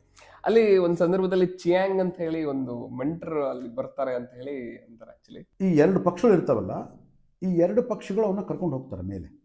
ಕರ್ಕೊಂಡು ಹೋದರೆ ಅಲ್ಲಿ ಒಂದು ಸಪ್ರೇಟ್ ಒಂದು ವರ್ಲ್ಡ್ ಇರುತ್ತೆ. ಈ ಥರ ಯಾರು ಮೇಲೆ ಹಾರಿ ಬಂದಿರ್ತಾರೋ ಅವ್ರನ್ನೆಲ್ಲ ಒಂದು ವರ್ಲ್ಡ್ ಇರುತ್ತೆ. ಇವನೇನು ಅಂದ್ಕೊಳ್ತಾನೆ, ಇದು ಸ್ವರ್ಗ ಇರ್ಬೋದೇನೋ ಅಂತ ಅಂದ್ಕೊಳ್ತಾನೆ. ಯಾರು, ನಮ್ಮ ಜೊನಾಥನ್ ಸ್ವರ್ಗ ಇರ್ಬೋದು ಇಷ್ಟು. ಯಾಕಂದರೆ ಎಲ್ಲರೂ ಕೂಡ ಒಂದು ತುಂಬ ಉತ್ಸುಕತೆಯಿಂದ ಇರ್ತಾರೆ, ಖುಷಿಯಿಂದ ಇರ್ತಾರೆ, ಸಂಭ್ರಮ ಪಡ್ತಾ ಇರ್ತಾರೆ, ಸೊ ಆರಾಮಾಗಿರ್ತಾರೆ. ಸೊ ಅಲ್ಲಿ ಅವನಿಗೆ ಸಾಲ್ವನ್ ಅಂತ ಒಬ್ಬ ಮೆಂಟರ್ನ ಕೊಡ್ತಾರೆ ಅವನಿಗೆ. ಓಕೆ, ಸಾಲ್ವನ್ ಅವನ ಹೆಸರು. ಸೊ ಇದರಲ್ಲಿ ಒಂದು 3-4 ಹೆಸರುಗಳು ಬರ್ತವೆ ಅಷ್ಟೇ. ಈ ಸಾಲ್ವನ್ ಅಂತ ಮೆಂಟರ್ ಕೊಡ್ತಾರೆ. ಕೊಟ್ಟ ಮೇಲೆ ಆ ಸಾಲ್ವನ್ ಹತ್ರ ಇವನು ಇನ್ನೂ ಕಲ್ತ್ಕೊಳ್ಳೋಕೆ ಶುರು ಮಾಡ್ತಾನೆ. ಮಾಡಿಕೊಂಡು ಇಲ್ಲಿ ಯಾರು ಹೈಯೆಸ್ಟು, ಇನ್ನೂ ನನಗೆ ಕಲಿಸೋರು ಯಾರು ಅಂತ ಕೇಳಿದಾಗ ಆ ಸಾಲ್ವನ್ ಏನು ಮಾಡ್ತಾನೆ, ಚಿಯಾಂಗ್ ಅಂತ ಇನ್ನೊಬ್ಬ ಮೆಂಟರ್, ಅಂದರೆ ಮೆಂಟರ್ ಅಲ್ಲ, ಎಲ್ಲರಿಗೆ ಸೇರಿ ಕಲಿಸ್ತಕ್ಕಂಥ ಒಬ್ಬ ಗುರು, ಅವ್ರಿಗೆ ಪರಿಚಯ ಮಾಡಿಕೊಡ್ತಾನೆ. ಸೊ ಅಲ್ಲಿ ಹೋದಾಗ ನಾನು ಇನ್ನೂ ಏನು ಕಲಿಬೋದು, ಏನು ಮಾಡ್ಬೋದು ಅಂತ ಕೇಳ್ತಾನೆ. ಕೇಳಿದಾಗ ಮಾತಾಡ್ತಾ ಇರಬೇಕಾದ್ರೆ ಆ ಚಿಯಾಂಗು ಇವ್ರ ಹತ್ರ ಮಾತಾಡ್ತಿರ್ತಾನೆ, ಇನ್ನೊಬ್ಬರ ಹತ್ರ ಹೋಗಿ ಏನೋ ಮಾತಾಡ್ತಾ ಇರ್ತಾನೆ, ಇನ್ನೊಬ್ಬರ ಹತ್ರ ಏನೋ ಅಟ್ ಟೈಮ್ ಇಲ್ಲಿರ್ತಾನೆ ಮತ್ತೆ. ಸೊ ಇವನು ಗಾಬರಿ ಆಗ್ತಾನೆ. ಆಗ ಸಾಧ್ಯನಾ, ನೀವು ಅಲ್ಲಿ ಹೋಗ್ತಾ ಇದ್ರೆ, ಇಲ್ಲಿ ಬರ್ತಾ ಇದ್ರೆ, ಅಟ್ ಎ ಟೈಮ್ ಎಲ್ಲ ಕಡೆ ಇರ್ತಾ ಇದ್ರೆ, ಇದು ಹೆಂಗೆ ಸಾಧ್ಯ ನಿಮ್ಗೆ? ಅಂದ್ರೆ ಬಾಡಿ ಮೂವ್ಮೆಂಟ್ ಆಗ್ತಾ ಇರ್ತದೆ. ಇಲ್ಲಿ ಮಾತಾಡ್ತಾ ಇರ್ತಾನೆ, ಇಲ್ಲಿ ಮಾತಾಡ್ತಾ ಬಾಡಿ ಇನ್ನೊಂದು ಕಡೆ ಹೋಗ್ತಾ ಇರ್ತದೆ, ಮಾತಾಡ್ತಾ ಬಾಡಿ ಇನ್ನೊಂದು ಕಡೆ ಹೋಗ್ತಾ ಇರ್ತದೆ. ಅಲ್ಲಿ ಆನ್ಸರ್ ಮಾಡ್ಬಿಟ್ಟು ಈ ಕಡೆ ಬರುತ್ತೆ. ಅವೇ ಇಲ್ಲೇ ಇರ್ತದೆ, ಇಲ್ಲಿದ್ದಂಗೆ ಇರ್ತದೆ ಆಕ್ಚುಲಿ. ಅಲ್ಲಿರುತ್ತೆ. Okay. So quantum physics. So ಆ ಥರ. ಸೊ ಅವಾಗ ಇವನು ಕೇಳ್ತಾನೆ, ಕ್ವಶನ್ ಕೇಳ್ತಾನೆ, ಇದು ಹೆಂಗೆ ಸಾಧ್ಯ ಅಂತ. ಚಿಯಾಂಗ್ ಹೇಳ್ತಾನೆ, ನೀನು ಹಾರಾಡ್ತೀಯಲ್ಲ, ನಿನ್ನ ಹಾರಾಟಕ್ಕಿಂತ ನಿನ್ನ ಆಲೋಚನೆ ಎಷ್ಟು ಫಾಸ್ಟ್ ಆಗಿರಬೇಕು ಅಂದರೆ, ನೀನು ಎಲ್ಲಿ ಹೋಗಬೇಕು ಅಂತ ಆಲೋಚನೆ ಮಾಡ್ತೀಯೋ ಆ ಒಂದು ಫಾಸ್ಟ್, ನಿನ್ನ ಫ್ಲೈಗಿಂತ ನಿನ್ನ ಆಲೋಚನೆ ಫಾಸ್ಟ್ ಇರಬೇಕು. ಅಂದರೆ ನೀನು ವಿಜುವಲೈಸ್ ಮಾಡ್ಬೇಕಂತ ಹೇಳ್ತಾನೆ. ಓಕೆ. Just like visualisation. ನೀನು ಎಲ್ಲಿಗೆ ಹೋಗಬೇಕು, ಏನೇನು ಮಾಡಬೇಕು ಅದೆಲ್ಲ ವಿಜುವಲೈಸ್ ಮಾಡ್ಬೇಕು ನೀನು. ಅಂದರೆ ನೀನು ಫ್ಲೈ ಆಗೋದಕ್ಕಿಂತ ಮುಂಚೆ ನಿನ್ನ ಥಾಟ್ ಅಲ್ಲಿ ಹೋಗಿರ್ಬೇಕದು. ಹಾಗಾದರೆ ಯಾಕೆಂತಂದರೆ ನೀನು ಇನ್ನೂ ನಿನ್ನ ಬಾಡಿಗೆ ದೇಹಕ್ಕೆ ಲಿಮಿಟ್ ಆಗ್ತಾ ಇದೆಯಾ. ನನ್ನ ದೇಹ ಇಷ್ಟೇ, ನಾನು ಇಷ್ಟೇ ಅಂತ ಅಂದ್ಕೊಳ್ತಾ ಇದೆಯಾ, ಆಗ ಅಂದ್ಕೊಳಕ್ಕೆ ಹೋಗ್ಬೇಡ. ನೀನು ಆ ದೇಹವನ್ನು ಬಿಟ್ಟು ಬೆಳೆಯೋಕ್ಕೆ ಚಾನ್ಸ್ ಇದೆ. ಸೊ ದೇಹಕ್ಕೆ ಅತೀತವಾದವನು ನೀನು. ಕೇವಲ ದೇಹ ಅಂತ ನಂಬಿಕೊಳ್ಳೋಕೆ ಹೋಗ್ಬೇಡ. ದೇಹವನ್ನು ಮಾತ್ರ ನೋಡಿ ನಾನು ಇಷ್ಟೇ ಅಂತ ಅಂದ್ಕೊಳ್ಳೋಕೆ ಹೋಗ್ಬೇಡ. ಈ ದೇಹ ಇಲ್ಲದೆ ಇದ್ರೂ ಕೂಡ ನೀನು ಇರ್ತೀಯ. ದೇಹಕ್ಕೆ ಅತೀತವಾದವನು ನೀನು. ನಿನಗೆ ದೇಹ ತಗೊಂಡಿದೆಯಾ ನೀನು ಅಷ್ಟೇ ಹೊರತು ದೇಹವೇ ನೀನಲ್ಲ. ಅಂದ್ರೆ ಇಲ್ಲಿ ಅವರು ದೇಹ ಮತ್ತೆ ಈ ಒಂದು ಮೈಂಡ್ ಎರಡೂ ಲಿಮಿಟೇಷನ್ಸ್ನ ಬಿಟ್ಟು ಆಚೆ ಹೋಗು ಅಂತ ಹೇಳಿ. ಅದೇ ಬಾಡಿ ಲಿಮಿಟೇಷನ್ ಅಂದರೆ ಈ ಮೈಂಡು ಮತ್ತು ಬಾಡಿಗೆ ಒಂದು ಲಿಮಿಟೇಷನ್ಸ್ ಇದೆ. ನಾನು ಮೈಂಡು ಮತ್ತು ಬಾಡಿ ಅಂತ ಒಂದು ಲಿಮಿಟೇಷನ್ಸ್ ಇದೆ. ಈ ಲಿಮಿಟೇಷನ್ಸ್ ಇಂದ ಹೊರಗೆ ಬಾ ನೀನು. ಹೊರಗೆ ಬಂದ್ಬಿಟ್ಟು ನಿನ್ನನ್ನು ನೀನು ನೋಡು. ನೀನು ಕೇವಲ ಮೈಂಡು ಕೇವಲ ಬಾಡಿ ಅಂತ ನೋಡ್ತಾ ಇದೀಯ. ಇವಾಗ ನೀನು ಮೈಂಡೂ ಅಲ್ಲ ಬಾಡಿನೂ ಅಲ್ಲ, ಅದಕ್ಕೆ ಅತೀತವಾದವನು ನೀನು. ಆ ಒಂದು ದೃಷ್ಟಿಕೋನಕ್ಕೆ ನೀನು ಬಂದಾಗ ನನ್ನ ಹಾಗೆ ನೀನು ಕೂಡ ಎಲ್ಲ ಕಡೆ ಇರ್ಬೋದು. ನೀನು ಅಟ್ ಎ ಟೈಮ್ ಎಲ್ಲ ಕಡೆ ಇರ್ಬೋದು, ಅಟ್ ಎ ಟೈಮ್ ಎಲ್ಲ ಕಡೆ ನೋಡ್ಬೋದು. ಸೊ ಆ ರೀತಿ ಇರ್ಬೋದು. ಸೊ ಆವಾಗ ಏನು ಮಾಡ್ತಾನೆ ಅವನು, ಮತ್ತೆ ಇದು ಸ್ವರ್ಗ ಅಲ್ವಾ, ಇದು ಸ್ವರ್ಗದಲ್ಲಿ ಏನು ಬೇಕಾದ್ರೆ ಅಂದ್ಕೊಂಡ್ರೆ ಆಗುತ್ತಲ್ಲ ಅಂತ ಕೇಳ್ತಾನೆ. ನೀನು ಒಂದು ಪ್ರೀ ಕನ್ಸ್ಯೂವ್ ನೋಷನ್ ಮೈಂಡಿಂದ ಬಂದಿದೆಯಾ ನೀನು. ಹ್ಮ್ ಏನು ಕೆಳಗಡೆ ಸ್ವರ್ಗದ ಬಗ್ಗೆ ನಿಮಗೆ ಏನೇನೋ ಕಥೆಗಳು ಹೇಳಿದ್ದಾರೆ. ಸ್ವರ್ಗ ಅಂದ್ರೆ ಹಂಗಿರುತ್ತೆ, ಸ್ವರ್ಗ ಅಂದ್ರೆ ಹಿಂಗಿರುತ್ತೆ ಅಂತ. ಸ್ವರ್ಗ ಅನ್ನೋದು ನೀನು ಅಂದ್ಕೊಂಡಂಗಿರಲ್ಲ. ಓಕೆ, ಸ್ವರ್ಗ ಅಂತಂದರೆ ಇದು ಪ್ಲೇಸ್, ಇದೊಂದು ಈ ಜಾಗದಲ್ಲಿ ನಿನ್ನನ್ನು ನೀನು ಇನ್ನೂ ಉನ್ನತ ಮಟ್ಟಕ್ಕೆ ತಗೊಂಡು ಹೋಗ್ತಕ್ಕಂಥ ಒಂದು ಆಲೋಚನೆ ಕೊಡ್ತಕ್ಕಂಥದ್ದು ಅಷ್ಟೇ ಹೊರತು ಇಲ್ಲಿ ಎಲ್ಲವೂ ಕೂಡ ಫ್ರೀಯಾಗಿ ಬಂದು ಅನುಭವಿಸೋದಕ್ಕಂತಲ್ಲ. ಇದು ಅಲ್ಲೂ ಎಫರ್ಟ್ ಹಾಕ್ಬೇಕು, ಅಲ್ಲಿ ಎಫರ್ಟ್ ಹಾಕಿ ಮತ್ತೆ ನೀನು ಮತ್ತೆ ಇನ್ನು ಇದಕ್ಕಿಂತ ಇನ್ನು ಏನು ಕಲಿಯೋದಿದೆಯಾ ನೋಡ್ಬೋದು ನೀನು. ಸೊ ಆ ರೀತಿ ಹೇಳಿದ್ಮೇಲೆ ಮತ್ತೆ ಅಲ್ಲಿ ಕಲಿಯಕ್ಕೆ ಶುರು ಮಾಡ್ತಾನೆ. ಓಕೆ, ಸೊ ಅಲ್ಲಿ ಏನು ಮಾಡ್ತಾನೆ, ಇಲ್ಲಿ ಒಂದು ಭೂಮಿ ಲಿಮಿಟ್ಸ್ನಲ್ಲಿ ಏನು ಮಾಡ್ತಾನೆ, ಬಾಡಿನ ಅವನು ಜಾಸ್ತಿ ಶ್ರಮ ಕೊಟ್ಟಿದ್ದ. ಇವನು ಫೆದರ್ಸು ಅದು ಇದು ಯಾವ ರೀತಿ ಕಂಟ್ರೋಲ್ ಮಾಡೋದು, ನೆಕ್ ಯಾವ ರೀತಿ ಕಟ್ ಮಾಡೋದು, ಯಾವ ರೀತಿ ಡೈ ಹೊಡೆಯೋದು, ಯಾವ ರೀತಿ ಮತ್ತೆ ಅಪ್ಪ ತಗೊಳ್ಳೋದು, ಯಾವ ರೀತಿ ಸ್ವಿಂಗ್ ಮಾಡೋದು, ಇದನ್ನ ಇಲ್ಲಿ ಬಾಡಿಲಿ ಅವನು ಪ್ರಾಕ್ಟೀಸ್ ಮಾಡಿದ್ದ. ಈ ಬಾಡಿಲಿ ಪ್ರಾಕ್ಟೀಸ್ ಬಿಟ್ಬಿಡ್ತಾನೆ. ಅಲ್ಲಿಗೆ ಹೋದ್ಮೇಲೆ ಮೈಂಡ್ ಪ್ರಾಕ್ಟೀಸ್ ಶುರು ಮಾಡ್ತಾನೆ. ಸೊ ಆ ಮೈಂಡ್ ಪ್ರಾಕ್ಟೀಸ್ನ ಮಾಡ್ತಾ ಮಾಡ್ತಾ ಮಾಡ್ತಾ ಅವನು ಅಲ್ಲಿ ತುಂಬ ಕಲಿತಾನೆ. ಓಕೆ, ಕಲ್ತ್ಬಿಟ್ಟು ಅಲ್ಲಿ ಒಬ್ಬ ಸೂಪರ್ ಮಾಸ್ಟರ್ ಆಗ್ಬಿಡ್ತಾನೆ ಅವನು. ಆದಮೇಲೆ ಅವನು ಚಿಯಾಂಗು ಇನ್ನು ಅಲ್ಲಿಂದ ಬೇರೆ ಕಡೆ ಹೋಗ್ತಾನೆ ಅಂತ ಗೊತ್ತಾಗುತ್ತೆ. ಹೇಳಿದ್ನಲ್ಲ ಗುರು. ಓಕೆ, ಆವಾಗ ನೀವು ಹಿಂಗೆ ಬೇರೆ ಕಡೆ ಹೋಗ್ತೀರ ಅಂತ ಗೊತ್ತಾಯಿತು. ಇನ್ನು ನಾನು ಏನು ಮಾಡಲಿ ನೆಕ್ಸ್ಟು ಅಂತ ಕೇಳ್ತಾನೆ. ಸೊ ಇದರಲ್ಲಿ 3 parts. One is survival part. ಹೌದು, ಫಸ್ಟು ನಮ್ಮ ಜೊನಾಥನ್ನು ಮೊದಲು ಸರ್ವೈವಲ್ ಪಾರ್ಟಲ್ಲಿದ್ದ. ಆಮೇಲೆ ಅವನೇನು ಮಾಡಿದ, ಆ ಸರ್ವೈವಲ್ ಪಾರ್ಟ್ನ ದಾಟಬೇಕು ಅಂತ ದಾಟಿದ. ಇದು 2ನೇ ಪಾರ್ಟ್ ಏನು ಅಂತಂದರೆ ಇದು ಮೈಂಡ್ ಪಾರ್ಟ್ ಇದು. ಓಕೆ, ಸೊ ಇಲ್ಲಿ ಸರ್ವೈವಲ್ ಇರಲ್ಲ. ಇಲ್ಲಿ ಏನಿರುತ್ತೆ ಅಂತಂದರೆ ಸೆಲ್ಫ್ ಸ್ಯಾಟಿಸ್ಫ್ಯಾಕ್ಷನ್ ಇರುತ್ತೆ. ಇಲ್ಲಿ ಸರ್ವೈವಲ್ ಮೂಡಿಂದ ಸೆಲ್ಫ್ ಸ್ಯಾಟಿಸ್ಫ್ಯಾಕ್ಷನ್ ಮೂಡಿಗೆ ಬರ್ತಾನೆ. ಓಕೆ, ಸೊ ಆ ಸೆಲ್ಫ್ ಸ್ಯಾಟಿಸ್ಫ್ಯಾಕ್ಷನ್ ಮೂಡಲ್ಲಿ ಸ್ಯಾಟಿಸ್ಫೈ ಆಗ್ತಾನೆ. ಸೊ ಅಲ್ಲಿ ಚಿಯಾಂಗ್ ಏನಂತ ಹೇಳ್ತಾನೆ ಅಂತಂದರೆ, ನೀನಿನ್ನೂ ಸೆಲ್ಫ್ ಸ್ಯಾಟಿಸ್ಫ್ಯಾಕ್ಷನ್ ಆಗೋದ್ರಲ್ಲೇ ಇದೆಯಾ, ಇದರಿಂದ ಮತ್ತೆ ಇನ್ನೊಂದು ಹಂತ ನೀನು ಹೊಂದಬೇಕು ಅಂತಂದರೆ, ಅಂದರೆ ಮುಕ್ತಿ ಅಂತ ಕರಿತೀವಲ್ಲ ನಾವು, ಮೋಕ್ಷ, ಮುಕ್ತಿ ಅಥವಾ ಎನ್ಲೈಟನ್ಮೆಂಟ್ ಅಂತೇನು ಕರಿತೀವಲ್ಲ, ಎನ್ಲೈಟನ್ಮೆಂಟ್ ಆಗಬೇಕು ಅಂತಂದರೆ ನೀನು again you go back to your roots. ಹೋಗಿ ಅಲ್ಲಿ ಸರ್ವಿಸ್ ಮಾಡಬೇಕು. Then you express your love. ನೀನು ಸರ್ವಿಸ್ ಮಾಡೋದ್ರಿಂದ ನೀನು ಲವ್ನ ಎಕ್ಸ್ಪ್ರೆಸ್ ಮಾಡಬೇಕು. ಸೊ ಆ ಒಂದು ಸರ್ವಿಸ್ ಮತ್ತೆ ಮಾಡಿ ನೀನೇ ಒಂದು ಪ್ರೇಮ ತತ್ವ ಆದಾಗ ದೆನ್ ನಿನಗೆ ಎನ್ಲೈಟನ್ಮೆಂಟ್ ಆಗುತ್ತೆ. ಅಂದರೆ ಇಲ್ಲಿ 3 ಸ್ಟೇಜಸ್ ಅಲ್ಲಿ ಲೈಫ್ ಬಗ್ಗೆ ಹೌದು. ಸೊ ಏನು ಮಾಡ್ತಾನೆ, ಅಲ್ಲಿಂದ ವಾಪಸ್ ಬರೋದಕ್ಕೆ ನೋಡ್ತಾನೆ. ಆಗ ಸಾಲ್ವನ್ ಕೇಳ್ತಾನೆ, ಇಷ್ಟು ಚೆನ್ನಾಗಿದ್ವಿ ಇಲ್ಲೆಲ್ಲ, ಇದನ್ನು ಬಿಟ್ಟು ಮತ್ತೆ ಯಾಕೆ ಕೆಳಗೆ ಹೋಗ್ತೀಯಾ, ಹೋಗ್ಬೇಕಾ, ಇಲ್ಲೇ ಇದೆಯಲ್ಲ ಆರಾಮ್, ಸ್ವರ್ಗದಲ್ಲಿ ಆರಾಮಾಗಿದ್ದೀವಲ್ಲ ನಾವು, ನಮಗೆ ಮೇಲೆ ಬೇಡ ಕೆಳಗೆ ಬೇಡ, ಇಲ್ಲೇ ಇದ್ದು ಬೇಡ, ಯಾಕೆ ಹೋಗ್ತೇನೆ ನೀನು? ಯಾಕೆಂದರೆ ಸೇಮ್ ನೋಡಿ, ಅಂದರೆ ಯಾವ ಒಂದು ಮೈಂಡ್ ಸೆಟ್ಟಲ್ಲಿ ಇರ್ತೀವಿ ನಾವು ಅಲ್ಲೇ ಇರ್ಬೇಕಂತ ಅಂದ್ಕೊಂಡು. ಅಂದರೆ ಕಂಫರ್ಟ್ ಝೋನ್, ನೀನು ಸರ್ವೈವಲಿಂದ ನೀನು ಒಂದು ಲೆವೆಲಿಗೆ ಬಂದಮೇಲೆ ಅಲ್ಲಿ ಕಂಫರ್ಟ್ ಸಿಕ್ತಂದ್ರೆ ಅಲ್ಲೇ ಇರ್ಬೇಕು ಅಂದ್ಕೊಂತೀವಿ ನಾವು. ಹೌದು, ಅಲ್ಲಿಂದ ಮತ್ತೆ ಮೇಲೆ ಹೋಗ್ಬೇಕಂತ ಅಂದ್ಕೊಳ್ಳಲ್ಲ ನಾವು. ಯಾಕಂದರೆ ನಮ್ಮ ಒಂದು ಮಾನವನ ಮೈಂಡ್ ಹೆಂಗಿದೆ ಅಂದರೆ ಕಂಫರ್ಟ್ಗೆ ಅಷ್ಟು ಆರಾಮಾಗಿ ಸೆಟ್ ಆಗಿಬಿಡುತ್ತೆ. ಕಂಫರ್ಟ್ ಎಲ್ಲಿರುತ್ತೋ ಅಲ್ಲಿರ್ತೀವಿ ನಾವು. ಪ್ರತಿಯೊಂದರಲ್ಲೂ ಕೂಡ ಕಂಫರ್ಟ್ನೆಸ್ ಕೇಳ್ತೀವಿ. ಸೊ ಅವನು ಅದೇ ಹೇಳ್ತಾನೆ, ಸಾಲ್ವನ್, ನೀನು ಹೋಗ್ಬೇಕಾ, ಯಾಕೆ ಹೋಗ್ತೀಯಾ ಅಂತ. ಅವಾಗ ಹೇಳ್ತಾನೆ, ಜೊನಾಥನ್ ಹೇಳ್ತಾನೆ, ಸಾಲ್ವನ್, ಯಾವ ರೀತಿ ಆಲೋಚನೆ ಮಾಡ್ತೀಯ ನೀನು? ಈಗ ನಮ್ಮಲ್ಲಿ ಎಂಥ ಶಕ್ತಿ ಇದೆ, ನಾನು ಭೂಲೋಕಕ್ಕೆ ಹೋಗ್ಬೋದು, ಬಟ್ ಮನಸ್ಸು ನಾನು ಬೇಕು ಅಂತ ಅಂದ್ಕೊಂಡ್ರೆ ಕ್ಷಣಾರ್ಧದಲ್ಲಿ ನನ್ನ ಹತ್ರ ಬರ್ಬೋದಾ? ನೀನು ಅಂದ್ಕೊಂಡ್ರೆ ಕ್ಷಣಾರ್ಧದಲ್ಲಿ ನನ್ನ ಹತ್ರ ಬರ್ಬೋದಾ? ಇಷ್ಟು ನಮ್ಮ ಹತ್ರ ಇದ್ದಾಗ, ಈ ಒಂದು ಶಕ್ತಿ ನಮ್ಮ ಹತ್ರ ಇಟ್ಕೊಂಡಾಗ ನಾನು ಭೂಲೋಕದಲ್ಲಿದ್ರೇನು ಇಲ್ಲಿದ್ರೇನು? ಸೊ ನಾನು ಈ ಒಂದು ಇದರಿಂದ ನಾನು ಎನ್ಲೈಟನ್ಮೆಂಟ್ಗೆ ಹೋಗ್ಬೇಕಂತ ಭಾವಿಸ್ತೀನಿ. ನಾನು ಇಲ್ಲಿರ್ಬೇಕು ಅಂತಿಲ್ಲ, ಸೆಲ್ಫ್ ಸ್ಯಾಟಿಸ್ಫ್ಯಾಕ್ಷನ್ ಅಂತ ಇಲ್ಲೇ ಇರಬೇಕು ಅಂತಲ್ಲ, ಎನ್ಲೈಟ್ಮೆಂಟ್ಗೆ ಹೋಗ್ಬೇಕು. ನಾನು ಅದನ್ನು ನೋಡಬೇಕು. ಸೊ ದಟ್ ನಾನು ವಾಪಸ್ ಹೋಗಬೇಕು, ನಾನು ಅಲ್ಲಿ ಸರ್ವಿಸ್ ಮಾಡಬೇಕು, ನಾನು ಪ್ರೇಮ ತತ್ವವನ್ನು ಪ್ರಕಟಿಸಬೇಕು, ನಾನೇ ಪ್ರೇಮವಾಗಬೇಕು ಅಂತಂದು ಹೇಳ್ಬಿಟ್ಟು ಮತ್ತೆ ಅಲ್ಲಿಂದ ಕೆಳಗೆ ಬರ್ತಾನೆ. ಕೆಳಗಡೆ ಬಂದಾಗ ಸೇಮ್ ಅವನ ಒಂದು ಪ್ಲೇಸ್ಗೆ ಬರ್ತಾನೆ. ಅಲ್ಲಿ ಒಂದು ಫ್ಲೆಚರ್ ಅಂತ ಒಂದು ಹೊಸ ಒಂದು ಸೀಗಲ್ ಹಾರಾಡ್ತಾ ಇರ್ತದೆ, ಸಪ್ರೇಟಾಗಿ ಒಬ್ಬಂಟಿಯಾಗಿ ಹಾರಾಡ್ತಾ ಇರ್ತದೆ. ಆ ಹಾರಾಡ್ಬೇಕಾದ ಆ ಫ್ಲೆಚರ್ಗೆ ಒಂದು ವಾಯ್ಸ್ ಕೇಳಿಸುತ್ತೆ, ಇನ್ನೂ ನೀನು ಮೇಲೆ ಹಾರಾಡ್ಬೇಕಂತಿದೆಯಾ, ಇನ್ನೂ ಮೇಲೆ ನೋಡ್ಬಿಟ್ಟು ಮೇಲೆ ಹಾರಾಡಿ ಪ್ರಪಂಚವನ್ನು ನೋಡ್ಬೇಕಂತಿದೆಯಾ ಅಂತ ಕೇಳಿಸ್ತಾನೆ. ಯಾರಪ್ಪ ಹಿಂಗೆ ಕೇಳಿಸ್ತಾರೆ? ಹೌದು ಹೌದು ಅಂತ ತಿರುಗಿ ನೋಡ್ತಾನೆ. ತಿರುಗಿ ನೋಡಿದಾಗ ಜೊನಾಥನ್ ಇರ್ತಾನೆ. ಆ ಜೊನಾಥನ್ ಏನು ಮಾಡ್ತಾನೆ, ಆ ಫ್ಲೆಚರ್ಗೆ ಯಾರು ಏನು ಅಂತೆಲ್ಲ ಕೇಳಿ ಅಲ್ಲಿದ್ದ ಅವನಿಗೆ ಪ್ರಾಕ್ಟೀಸ್, ಅಲ್ಲಿದ್ದ ಅವನಿಗೆ ಟ್ರೈನ್ ಮಾಡೋದಕ್ಕೆ ಸ್ಟಾರ್ಟ್. ಸೊ ಅವನಿಂದ ಇನ್ನೊಂದು 2 ಜನ ಇರ್ತಾರೆ, 3 ಜನ 4 ಜನ ಸೇರ್ಕೊತಾರೆ, ಹಿಂಗೆ ಎಲ್ಲ ಫ್ಲೈ ಮಾಡ್ತಾ ಇರ್ತಾರೆ. ಸುಮಾರು ಒಂದು 10-20 ಜನ ಅದಕ್ಕೆ ಟ್ರೈನಿಂಗ್ ಮಾಡ್ತಾ ಇರ್ತಾರೆ. ಟ್ರೈನಿಂಗ್ ಮಾಡಬೇಕಾದ್ರೆ ಇನ್ನು ಎಲ್ಲ ಆ ಗುಂಪು ಬರುತ್ತೆ. ಬಂದ್ಬಿಟ್ಟು ಈ ಜೊನಾಥನ್ನ ನಾವು ಯಾವತ್ತೂ ಬಹಿಷ್ಕಾರ ಹಾಕ್ಬಿಟ್ಟಿದ್ವಿ, ಮತ್ತೆ ಇವನು ನೀವು ಯಾಕೆ ಕರ್ಕೊಂತೀರಿ, ನಿಮ್ಮನ್ನೆಲ್ಲ ಬಹಿಷ್ಕಾರ ಹಾಕ್ಬೇಕಾಗತ್ತೆ, ಹಂಗೆ ಹಿಂಗೆ ಅಂತೆಲ್ಲ ಬಯಕ್ಕೆ ಶುರು ಮಾಡ್ತಾರೆ. ಸೊ ಅವ್ರು ಏನು ಕೇರ್ ಮಾಡಲಾರ್ದಂಗೆ ಈ ಒಂದು ಫ್ಲೆಚರ್ನ ಹಿಡ್ಕೊಂಡು, ಫ್ಲೆಚರ್ ಕೆಳಗಡೆ ಬರ್ತಕ್ಕಂಥ ಎಲ್ಲ ಜನಗಳು ಹಿಡ್ಕೊಂಡು ಅವನು ಕಲ್ಸಕ್ಕೆ ಶುರು ಮಾಡ್ತಾನೆ, ವಿದ್ಯೆಯನ್ನು ಕಲ್ಸಕ್ಕೆ ಶುರು ಮಾಡ್ತಾನೆ. ಫ್ಲೆಚರ್ ಏನು ಮಾಡ್ತಾನೆ, ಒಂದು ಸಲ ಮೇಲೆ ಹಾರಿ ಅವನು ಡೈ ಹೊಡಿಬೇಕಾದ್ರೆ ಅದಕ್ಕೂ ತಪ್ಪಿಬಿಡುತ್ತೆ, ಅಂದರೆ ಕಂಟ್ರೋಲ್ ತಪ್ಪು, ಇಂಬ್ಯಾಲೆನ್ಸ್ ಆಗಿ ಕಂಟ್ರೋಲ್ ತಪ್ಪಿಬಿಟ್ಟು ಒಂದು ಬಂಡೆ ಹೊಡೆದು, ಆ ಬಂಡೆಗೆ ಹೊಡೆದ್ರೆ ಅವನು ಚೂರು ಹಾಕ್ಬೇಕು ಆ್ಯಕ್ಚುಲಿ, ಅಷ್ಟು ಫಾಸ್ಟಲ್ಲಿ. ಅವನು ಸತ್ಯ ಅಂದ್ಕೊಂಡ್ಬಿಡ್ತಾನೆ, ಅವನು ಸತ್ತೋಗ್ಬಿಟ್ಟಿದೆ ನಂದು ನೋಡ್ತಾನೆ, ಕಣ್ಣು ತೆಗಿತಾನೆ, ಪಕ್ಕದಲ್ಲಿ ಜೊನಾಥನ್ ಇರ್ತಾನೆ.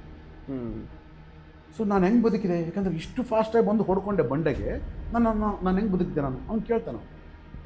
ಈಗ ಎಲ್ಲ ಪಕ್ಷಗಳು ಅವರೇನು ಕಲಿತಾ ಇರ್ತಾರಲ್ಲ, ಅವೆಲ್ಲ ಪಕ್ಷಗಳು ಬಂದು ಕೂಡ್ತಾರೆ. ಆಗ ಅವರೆಲ್ಲ ಏನು ತೀರ್ಮಾನ ಮಾಡ್ತಾರೆ ಅಂದರೆ, ಜೊನಾಥನ್ನು ಅವನು ಆರ್ಡಿನರಿ ಪರ್ಸನ್ ಅಲ್ಲ, ಅವನು ಎಕ್ಸ್ಟ್ರಾರ್ಡಿನರಿ ಪರ್ಸನ್. ಯಾಕಂದರೆ ಜಸ್ಟ್ ಅವನು ಫೆದರಿಂದ ಇವನಿಗೆ ಟಚ್ ಮಾಡ್ದ, ಫ್ಲೆಚರಿಗೆ ಟಚ್ ಮಾಡ್ದ, ಫ್ಲೆಚರ್ ಬದುಕ್ಬಿಟ್ಟ, ಸತ್ತೋಗಿದ್ದ ಫ್ಲೆಚರ್ ಬದುಕ್ಬಿಟ್ಟ. ಸೊ ಈ ಒಂದು ನ್ಯೂಸು ಎಲ್ಲ ಕಡೆ ಸ್ಟಾರ್ಟ್ ಆಗುತ್ತೆ, ಜೊನಾಥನ್ ಟಚ್ ಮಾಡಿದ್ರೆ ಬದುಕಿಬಿಡ್ತಾರೆ. ಸೊ ಎಲ್ಲ ಕಡೆ ಟಚ್ ಆದ ತಕ್ಷಣ ಎಲ್ಲರೂ ಜೊನಾಥನ್ನ ದೇವರು ಅಂತ ಹೇಳಿ, ದೇವಪುರುಷ, ದೈವಮಾನವ. ಅವಾಗ ಏನು ಮಾಡ್ತಾರೆ, ಜೊನಾಥನ್ ಹೇಳ್ತಾನೆ, ನೀವು ಕೂಡ ನನ್ನಂಗೆ ಆಗ್ಬೋದು, ಬನ್ನಿ ಕಲ್ತ್ಕೊಳ್ಳಿ ಅಂತಂದರೆ, ಇಲ್ಲ ನಿನಗೆ ಮಾತ್ರ ಸಾಧ್ಯ, ನೀನು ದೇವಮಾನವ, ನೀನು ಆದ ಕಾರಣ ನಾವು ನಿನಗೆ ಪೂಜೆ ಮಾಡ್ತೀವಿ. ಸೊ ಅವನಿಗೆ ಪೂಜೆ ಮಾಡ್ತಾರೆ ವಿನಃ ನಾವು ಅವನಂಗೆ ಆಗ್ಬೇಕು ಅಂತ ಯಾರು ಬಯಸಿದ್ರು. ಪ್ರಪಂಚ ಇರೋದೇ ಹಂಗೆ. ಇವತ್ತು ಯಾವುದೇ ಒಂದು ಎನ್ಲೈಟನ್ಮೆಂಟ್ ಕೊಡ್ತೀವಿ ಅನ್ನೋ ಒಂದು ಸಂಸ್ಥೆಗಳಿದಾವಲ್ಲ, ಸ್ಪಿರಿಚುವಲ್ ಆರ್ಗನೈಸೇಷನ್ಸ್, ಆ ಒಂದು ಆರ್ಗನೈಸೇಷನ್ ಲೀಡರ್ ಇರ್ತಾನಲ್ಲ, ಆ ಲೀಡರ್ ಥರ ನಾವು ಆಗಬೇಕು ಅಂತ ಯಾರು ಭಾವಿಸೋದಿಲ್ಲ. ಫಾಲೋ ಮಾಡಬೇಕು ಅನ್ನೋದನ್ನೇ, ಫಾಲೋ ಅಲ್ಲ, ಹೋಗಿ ಅವನ್ನ ಕೇಳ್ಕೋಬೇಕು, ನಮ್ಮ ಕಷ್ಟಗಳು ತೀರ್ಸಪ್ಪ ನೀನೆ ಅಂದರೆ ಅವನು ಕೈ ಇಟ್ಬಿಟ್ರೆ ಕಷ್ಟ ತೀರ್ಬಿಡ್ಬೇಕು. ತಲೆ ಮೇಲೆ ಕೈ ಇಡಬೇಕು, ಇಲ್ಲ ಏನಾದರೂ ಒಂದಿಷ್ಟು ಪ್ರಸಾದ ಕೊಡಬೇಕು, ಇದು ಕೊಡಬೇಕು, ಕೊಟ್ಟ ತಕ್ಷಣ ಕಷ್ಟ ತೀರ್ಬಿಡ್ಬೇಕು. ಆ ಒಂದು ಲೀಡರು ಎಷ್ಟು ಕಷ್ಟಪಟ್ಟ ಆ ಒಂದು ಸ್ಥಾನಕ್ಕೆ ಬರಬೇಕಾದ್ರೆ ಏನೇನು ಮಾಡ್ದ, ಅದನ್ನು ನಾನು ಕೂಡ ಮಾಡಿದ್ರೆ ಆಗ್ತೀನಿ ಅನ್ನೋದಿರೋದಿಲ್ಲ. Not only the spiritual leader, whatever the businessman ತಗೋ, ನೀನು ಯಾರನ್ನೇ ತಗೋ, ಒಂದು ಸಕ್ಸಸ್ ಪರ್ಸನ್ ಆಗಿದ್ದಾನ ಅಂತಂದರೆ ಅವನು ತುಂಬ ಕಷ್ಟಪಟ್ಟಿರ್ತಾನೆ. ಹೌದು, ಅವನು ಶ್ರಮ ಪಟ್ಟಿರ್ತಾನೆ, ಅವನು ನೋವು ಪಟ್ಟಿರ್ತಾನೆ, ಅವನು ಅವಮಾನ ಪಟ್ಟಿರ್ತಾನೆ, ಸಮಾಜ ಅವನ್ನ ಕಾಲಿಡಿದು ಹಿಡಿದಿರುತ್ತೆ, ಏನೆಲ್ಲ ಆಗಿರ್ತದೆ, ಹರ್ಡಲ್ಸ್ ಪಟ್ಟಿರ್ತಾನೆ. ಅವನು ಒಂದೊಂದು ಸಾರಿ ಕೆಳಗೆ ಬಿದ್ದಾಗ ಸೇಮ್ ನಮ್ಮ ಜೊನಾಥನ್ ಥರ ಇನ್ನು ಸಾಕಪ್ಪ ಲೈಫ್ ಅಂತ ಅಂದ್ಕೊಂಡಿರ್ತಾನೆ, ನಮ್ಗೆ ಯಾಕೆ ಬೇಕು, ನಾವು ಕೂಡ ಆರ್ಡಿನರಿ ಜೀವನ ಮಾಡಬೇಕು ಅಂತ ಅಂದ್ಕೊಂಡಿರ್ತಾನೆ. ಎಷ್ಟು ರಾತ್ರಿಗಳನ್ನು ಅವನು ನಿದ್ದೆ ಇಲ್ಲದ ರಾತ್ರಿಗಳು ಕಳೆದಿರ್ತಾನೆ. ಓಕೆ, ಸೊ ಇವೆಲ್ಲ ಬಿಟ್ಬಿಡ್ತಾರೆ ಜನಗಳು, ಇವು ಬೇಕಾಗಿಲ್ಲ, ಅವ್ರ ಹತ್ರ ಹೋದ್ರೆ ನಮಗೇನು ಸಿಗುತ್ತಾ. ಸೇಮ್ ಅದನ್ನೇ ಬರೀತಾನೆ ರಿಚರ್ಡ್ ಬಾಕ್. ಜೊನಾಥನು ಏನು ಕಷ್ಟಪಟ್ಟ, ಅವನು ಊಟ ತಿಂಡಿ ಮರ್ತ, ಅವನು ಯಾವ ರೀತಿ ವಿನ್ಯಾಸಗಳನ್ನು ಕಲ್ತ, ಆಮೇಲೆ ಪ್ರಾಣವನ್ನು ಲೆಕ್ಕಿಸಲಿಲ್ಲ ಅವನು. ಆ ಒಂದು ಫಾಸ್ಟಲ್ಲಿ ಬಂದು ಬಿದ್ದಾಗ ಅವನು ಒಂದೊಂದ್ಸಲ ಸಾಗಬೇಕಾಗಿತ್ತು, ಪ್ರಾಣ ಲೆಕ್ಕಿಸಲಿಲ್ಲ, ಏನು ಮಾಡಲಿಲ್ಲ. ಅಂದರೆ ಲೈಫಲ್ಲಿ ರಿಸ್ಕ್ ತಗೊಳ್ಳದೆ ಏನೂ ಆಗಲ್ಲ. ಇಟ್ಸ್ ಎ ಬ್ಯೂಟಿಫುಲ್ ಸ್ಟೋರಿ, ಇದು ಬ್ಯೂಟಿಫುಲ್ ಸ್ಟೋರಿ. ಆಮೇಲೆ ಆ ಫ್ಲೆಚರ್ಗೆ ಅವನ್ನೆಲ್ಲ ಫ್ಲೆಚರ್ಗೆಲ್ಲ ಕಲಿಸಿಬಿಟ್ಟು ಜೊನಾಥನ್ ಎನ್ಲೈಟನ್ಮೆಂಟ್ ಆದ ಒಂದು ಇದರಲ್ಲಿ ಕತೆ ಮುಗಿಯುತ್ತೆ. ಬಟ್ ಅಲ್ಲಿ ನೀವು ಜೊನಾಥನ್ನು ಸ್ಟ್ರಕ್ಚರ್ನ ಟಚ್ ಮಾಡಿದಾಗ ಅವನು ಬದುಕಿದ ಅಂತ ಹೇಳಿ ಅಲ್ಲಿ ಒಂದು ಹೇಳಿದ್ರಿ. ಇವಾಗ ಆ್ಯಕ್ಚುಲಿ ಎಲ್ಲ ಪಕ್ಷಿಗಳು ನಂಬ್ತವೆ ಮತ್ತು ಹಬ್ಬಿಸ್ತವೆ ಎಲ್ಲ ಬೇರೆ ಕಡೆನೂ ಅಂತ ಹೇಳ್ಬಿಟ್ಟು, ಅದು ಅಲ್ಲಿ ಒಂದು ಜಸ್ಟ್ ಹಾಗೆ ಪವರ್ ತುಂಬಿಸೋದಕ್ಕೋಸ್ಕರ ಅಲ್ಲಿ ಒಂದು ಸಿಚುವೇಶನ್ ಕ್ರಿಯೇಟ್ ಮಾಡಿರೋದು, ಅಥವಾ ನಿಜವಾಗ್ಲೂ ಏನಿರ್ಬೋದು ಅಲ್ಲಿ? ಒಂದು ಲೆವೆಲ್ಗೆ ಹೋದ್ಮೇಲೆ ನಿನಗೆ ಬಾಡಿ ಬೇರೆ, ಮೈಂಡ್ ಬೇರೆ, ಸೋಲ್ ಬೇರೆ ಅಂತ ಇರಲ್ಲ. ಓಕೆ, ಸೊ ಅಲ್ಲಿ ಒಂದು ಕೆಲವು ಟ್ರಿಕ್ಸ್ ಗೊತ್ತಾಗ್ತವೆ. ಈಗ ನಾರ್ಮಲ್ ಪೀಪಲ್ ಸರ್ವೈವಲ್ಲಿ ಕಷ್ಟಪಡ್ತಾ ಇರ್ತಾರೆ, ಸ್ವಲ್ಪ ಇದ್ದಂತನವ್ರು ನೋಡಿ ಯಾಕಪ್ಪ ಇಷ್ಟು ಕಷ್ಟಪಡ್ತಾರೆ ಅಂದ್ಕೊಂತಾನೆ, ಯಾಕಂದ್ರೆ ಅವನ ಹತ್ರ ಇರುತ್ತಾಗಲಿ. ಅವನ್ನ ನೋಡಿಬಿಟ್ಟು ಅವನಿಗೆ ಫಾರ್ ಎಕ್ಸಾಂಪಲ್ ನಿನಗೆ ಒಂದು 2 ಲಕ್ಷ ರೂಪಾಯಿ ಸ್ಯಾಲ್ರಿ ಬರ್ತಾ ಇದೆ ಅಂತ ಅಂದ್ಕೊ. ನಾರ್ಮಲ್ ಪೀಪಲ್ ಕಷ್ಟಪಡೋದು ನೋಡಿ ನಿನಗೆ ಒಂಥರ ಆಗ್ತಾ ಇರ್ತದೆ. ಅಯ್ಯೋ ಅವರು ಕೂಡ ನನ್ನಂಗೆ ಇರ್ಬೋದಲ್ಲ ಆರಾಮಾಗಿ, ಯಾಕಪ್ಪ ಆಗ್ತಾ ಇಲ್ಲ. ಅವ್ರ ಮೈಂಡ್ ಸರಿಗಿಲ್ಲ, ಅವ್ರ ಮೈಂಡು ಪೂರ್ತಿ ಕಡಿಮೆ ಮಟ್ಟದಲ್ಲಿ ಥಿಂಕ್ ಮಾಡ್ತಾ ಇದ್ದಾರೆ, ಅದಕ್ಕೋಸ್ಕರ ಹಿಂಗಿದ್ದಾರೆ ಅಂತ ನೀನು ಅಂದ್ಕೊಂತ. ನಿನ್ನ ಬಾಸು ಅಂದರೆ ನೀನು 2 ಲಕ್ಷ ರೂಪಾಯಿ ಸ್ಯಾಲ್ರಿ ತೊಗೊಳತಕ್ಕಂಥ ನಿನ್ನ ಬಾಸ್ ಇರ್ತಾನೆ, ಅವನಿಗೆ 20 ಲಕ್ಷ ಸ್ಯಾಲ್ರಿ ಇರುತ್ತೆ ಅಂತ ಅಂದ್ಕೊ. ಅವ್ನು ನಿನ್ನ ಬಗ್ಗೆ ಆಲೋಚನೆ ಮಾಡ್ತಾ ಇರ್ತಾನೆ, ಏನಪ್ಪ ಹರೀಶ್ ಎಷ್ಟು ಕಷ್ಟಪಡ್ತಾನೆ 2 ಲಕ್ಷಕ್ಕೋಸ್ಕರ, ನನ್ನಂಗೆ ಸ್ವಲ್ಪ ಆಲೋಚನೆ ಮಾಡಿದ್ರೆ 20 ಲಕ್ಷ ತಗೋಬೋದು ಅಂತ. ಸೊ ಆ ಕಂಪ್ನಿ ಓನರು ಅವನು ಒಂದು ತಿಂಗಳಿಗೆ 20 ಕೋಟಿನೋ 200 ಕೋಟಿನೋ ಸಂಪಾದನೆ, ಅವನು ಹೆಂಗೆ ಆಲೋಚನೆ ಮಾಡ್ತಾ ಇರ್ತಾನೆ. ಅಯ್ಯೋ ಎಷ್ಟು ಹೇಳಿದ್ರು ಕೇಳಲ್ಲ ಇವರು. ಸೊ ಅಂದ್ರೇನು, ಆಯಾ ಒಂದು ಲೆವೆಲ್ಗೆ ಹೋದ ಮೇಲೆ ಅವರ ಆಲೋಚನೆಗಳ ಒಂದು ಮಟ್ಟ ಚೇಂಜ್ ಆಗುತ್ತೆ. ಸೊ ಇಲ್ಲೂ ಕೂಡ ಜೊನಾಥನ್ ಈಗ ಕೇವಲ ಬಾಡಿ ಅಲ್ಲ, ಅವನು ಏನು ಬೇಕಾದ್ರೆ ಅವನು ರೀಪ್ರೊಡ್ಯೂಸ್ ಮಾಡ್ಬೋದು. ಸೊ ಆ ಒಂದು ಶಕ್ತಿ ಪಡ್ಕೊಂಡಿರ್ತಾನೆ ಅವನು. ಆದ ಕಾರಣ ಅವನು ಬಂಡೆಗೆ ಹೊಡ್ಕೊಂಡಾಗ ನಿಜವಾಗ್ಲೂ ಸತ್ತಿರ್ಬೋದು ಮೋಸ್ಟ್ಲಿ, ಇಲ್ಲ ಅದು ಇವನು ಅಡ್ಡ, ಇವನೇನಾದ್ರು ಭಾಳ ಫೋರ್ಸಲ್ಲಿ ಇವನು ಅಡ್ಡ ನಿಂತ್ಕೊಂಡಿರ್ಬೋದು. ಬಟ್ ಅವನು ಆ ಭಯದಿಂದ ಏನು ಮಾಡ್ತಾನೆ, ಅದು ಸತ್ತೋಗ್ಬಿಟ್ಟೆ ಅಂತ ಅಂದ್ಕೊಳ್ತಾನೆ. ಅದಕ್ಕೆ ಜೊನಾಥನ್ ಹೇಳ್ತಾನೆ, ಲೈಫಲ್ಲಿ 3 ನಮ್ಮನ್ನು ಕೊಲ್ಲುತ್ತೆ ಅಂತ. ಒಂದು ಬೋರ್ಡಮ್, ಓಕೆ, ಇನ್ನೊಂದು ಫಿಯರ್, ಇನ್ನೊಂದು ಆ್ಯಂಗರ್. ಈ 3 ನಮ್ಮನ್ನು ಯಾರು ಕೊಲ್ಲೋದು ಬೇಕಿಲ್ಲ, ಈ 3 ಇವು ಮೂರು ಸಾಯಿಸ್ತಾವಂತೆ ನಮ್ಮನ್ನು. ಅದಕ್ಕೆ ನಾವು ಜೊನಾಥನ್ ಯಾಕೆ ಈ ಮಾತು ಹೇಳ್ತಾನೆ ಅಂದರೆ, ಪ್ರಾಕ್ಟೀಸ್ ಮಾಡಬೇಕಾದ್ರೆ ಬೋರ್ ಆಗುತ್ತೆ. ಈಗ ಫಾರ್ ಎಕ್ಸಾಂಪಲ್ ನೀನು ಏನೋ ಒಂದು ಕಲಿಬೇಕು, ಸೊ ಅದನ್ನು ನೀನು ಮಾಡ್ತಾ ಕೂತ್ಕೊಂಡ ಬೋರ್ ಆಗುತ್ತೆ ನಿನಗದು. ಅದು ಎಷ್ಟೊತ್ತು ಕರಿಬೇಕಪ್ಪ, ಒಬ್ಬನೇ ಕೂತ್ಕೊಂಡಿರ್ತೀಯ, ಯಾರು ಇರಲ್ಲ, ಬೋರ್ ಆಗುತ್ತೆ ನಿನಗೆ. ಅಂದರೆ ಯು ಫೀಲ್ ಬೋರ್ಡಮ್. ಹೌದು.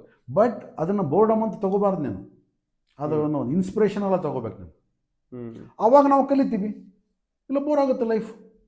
ಹೌದು. ಸೊ ಅದೇ ರೀತಿ ಯಾವಾಗ ಒಂದ್ಸಲ ಬೋರ್ ಆಯ್ತಾ, ಫಿಯರ್ ಬರುತ್ತೆ, ಭಯ ಬರುತ್ತೆ, ನನ್ನ ಕೈಲಿ ಕಲಿಯೋಕ್ಕಾಗಲ್ಲ ಬಿಡಪ್ಪ.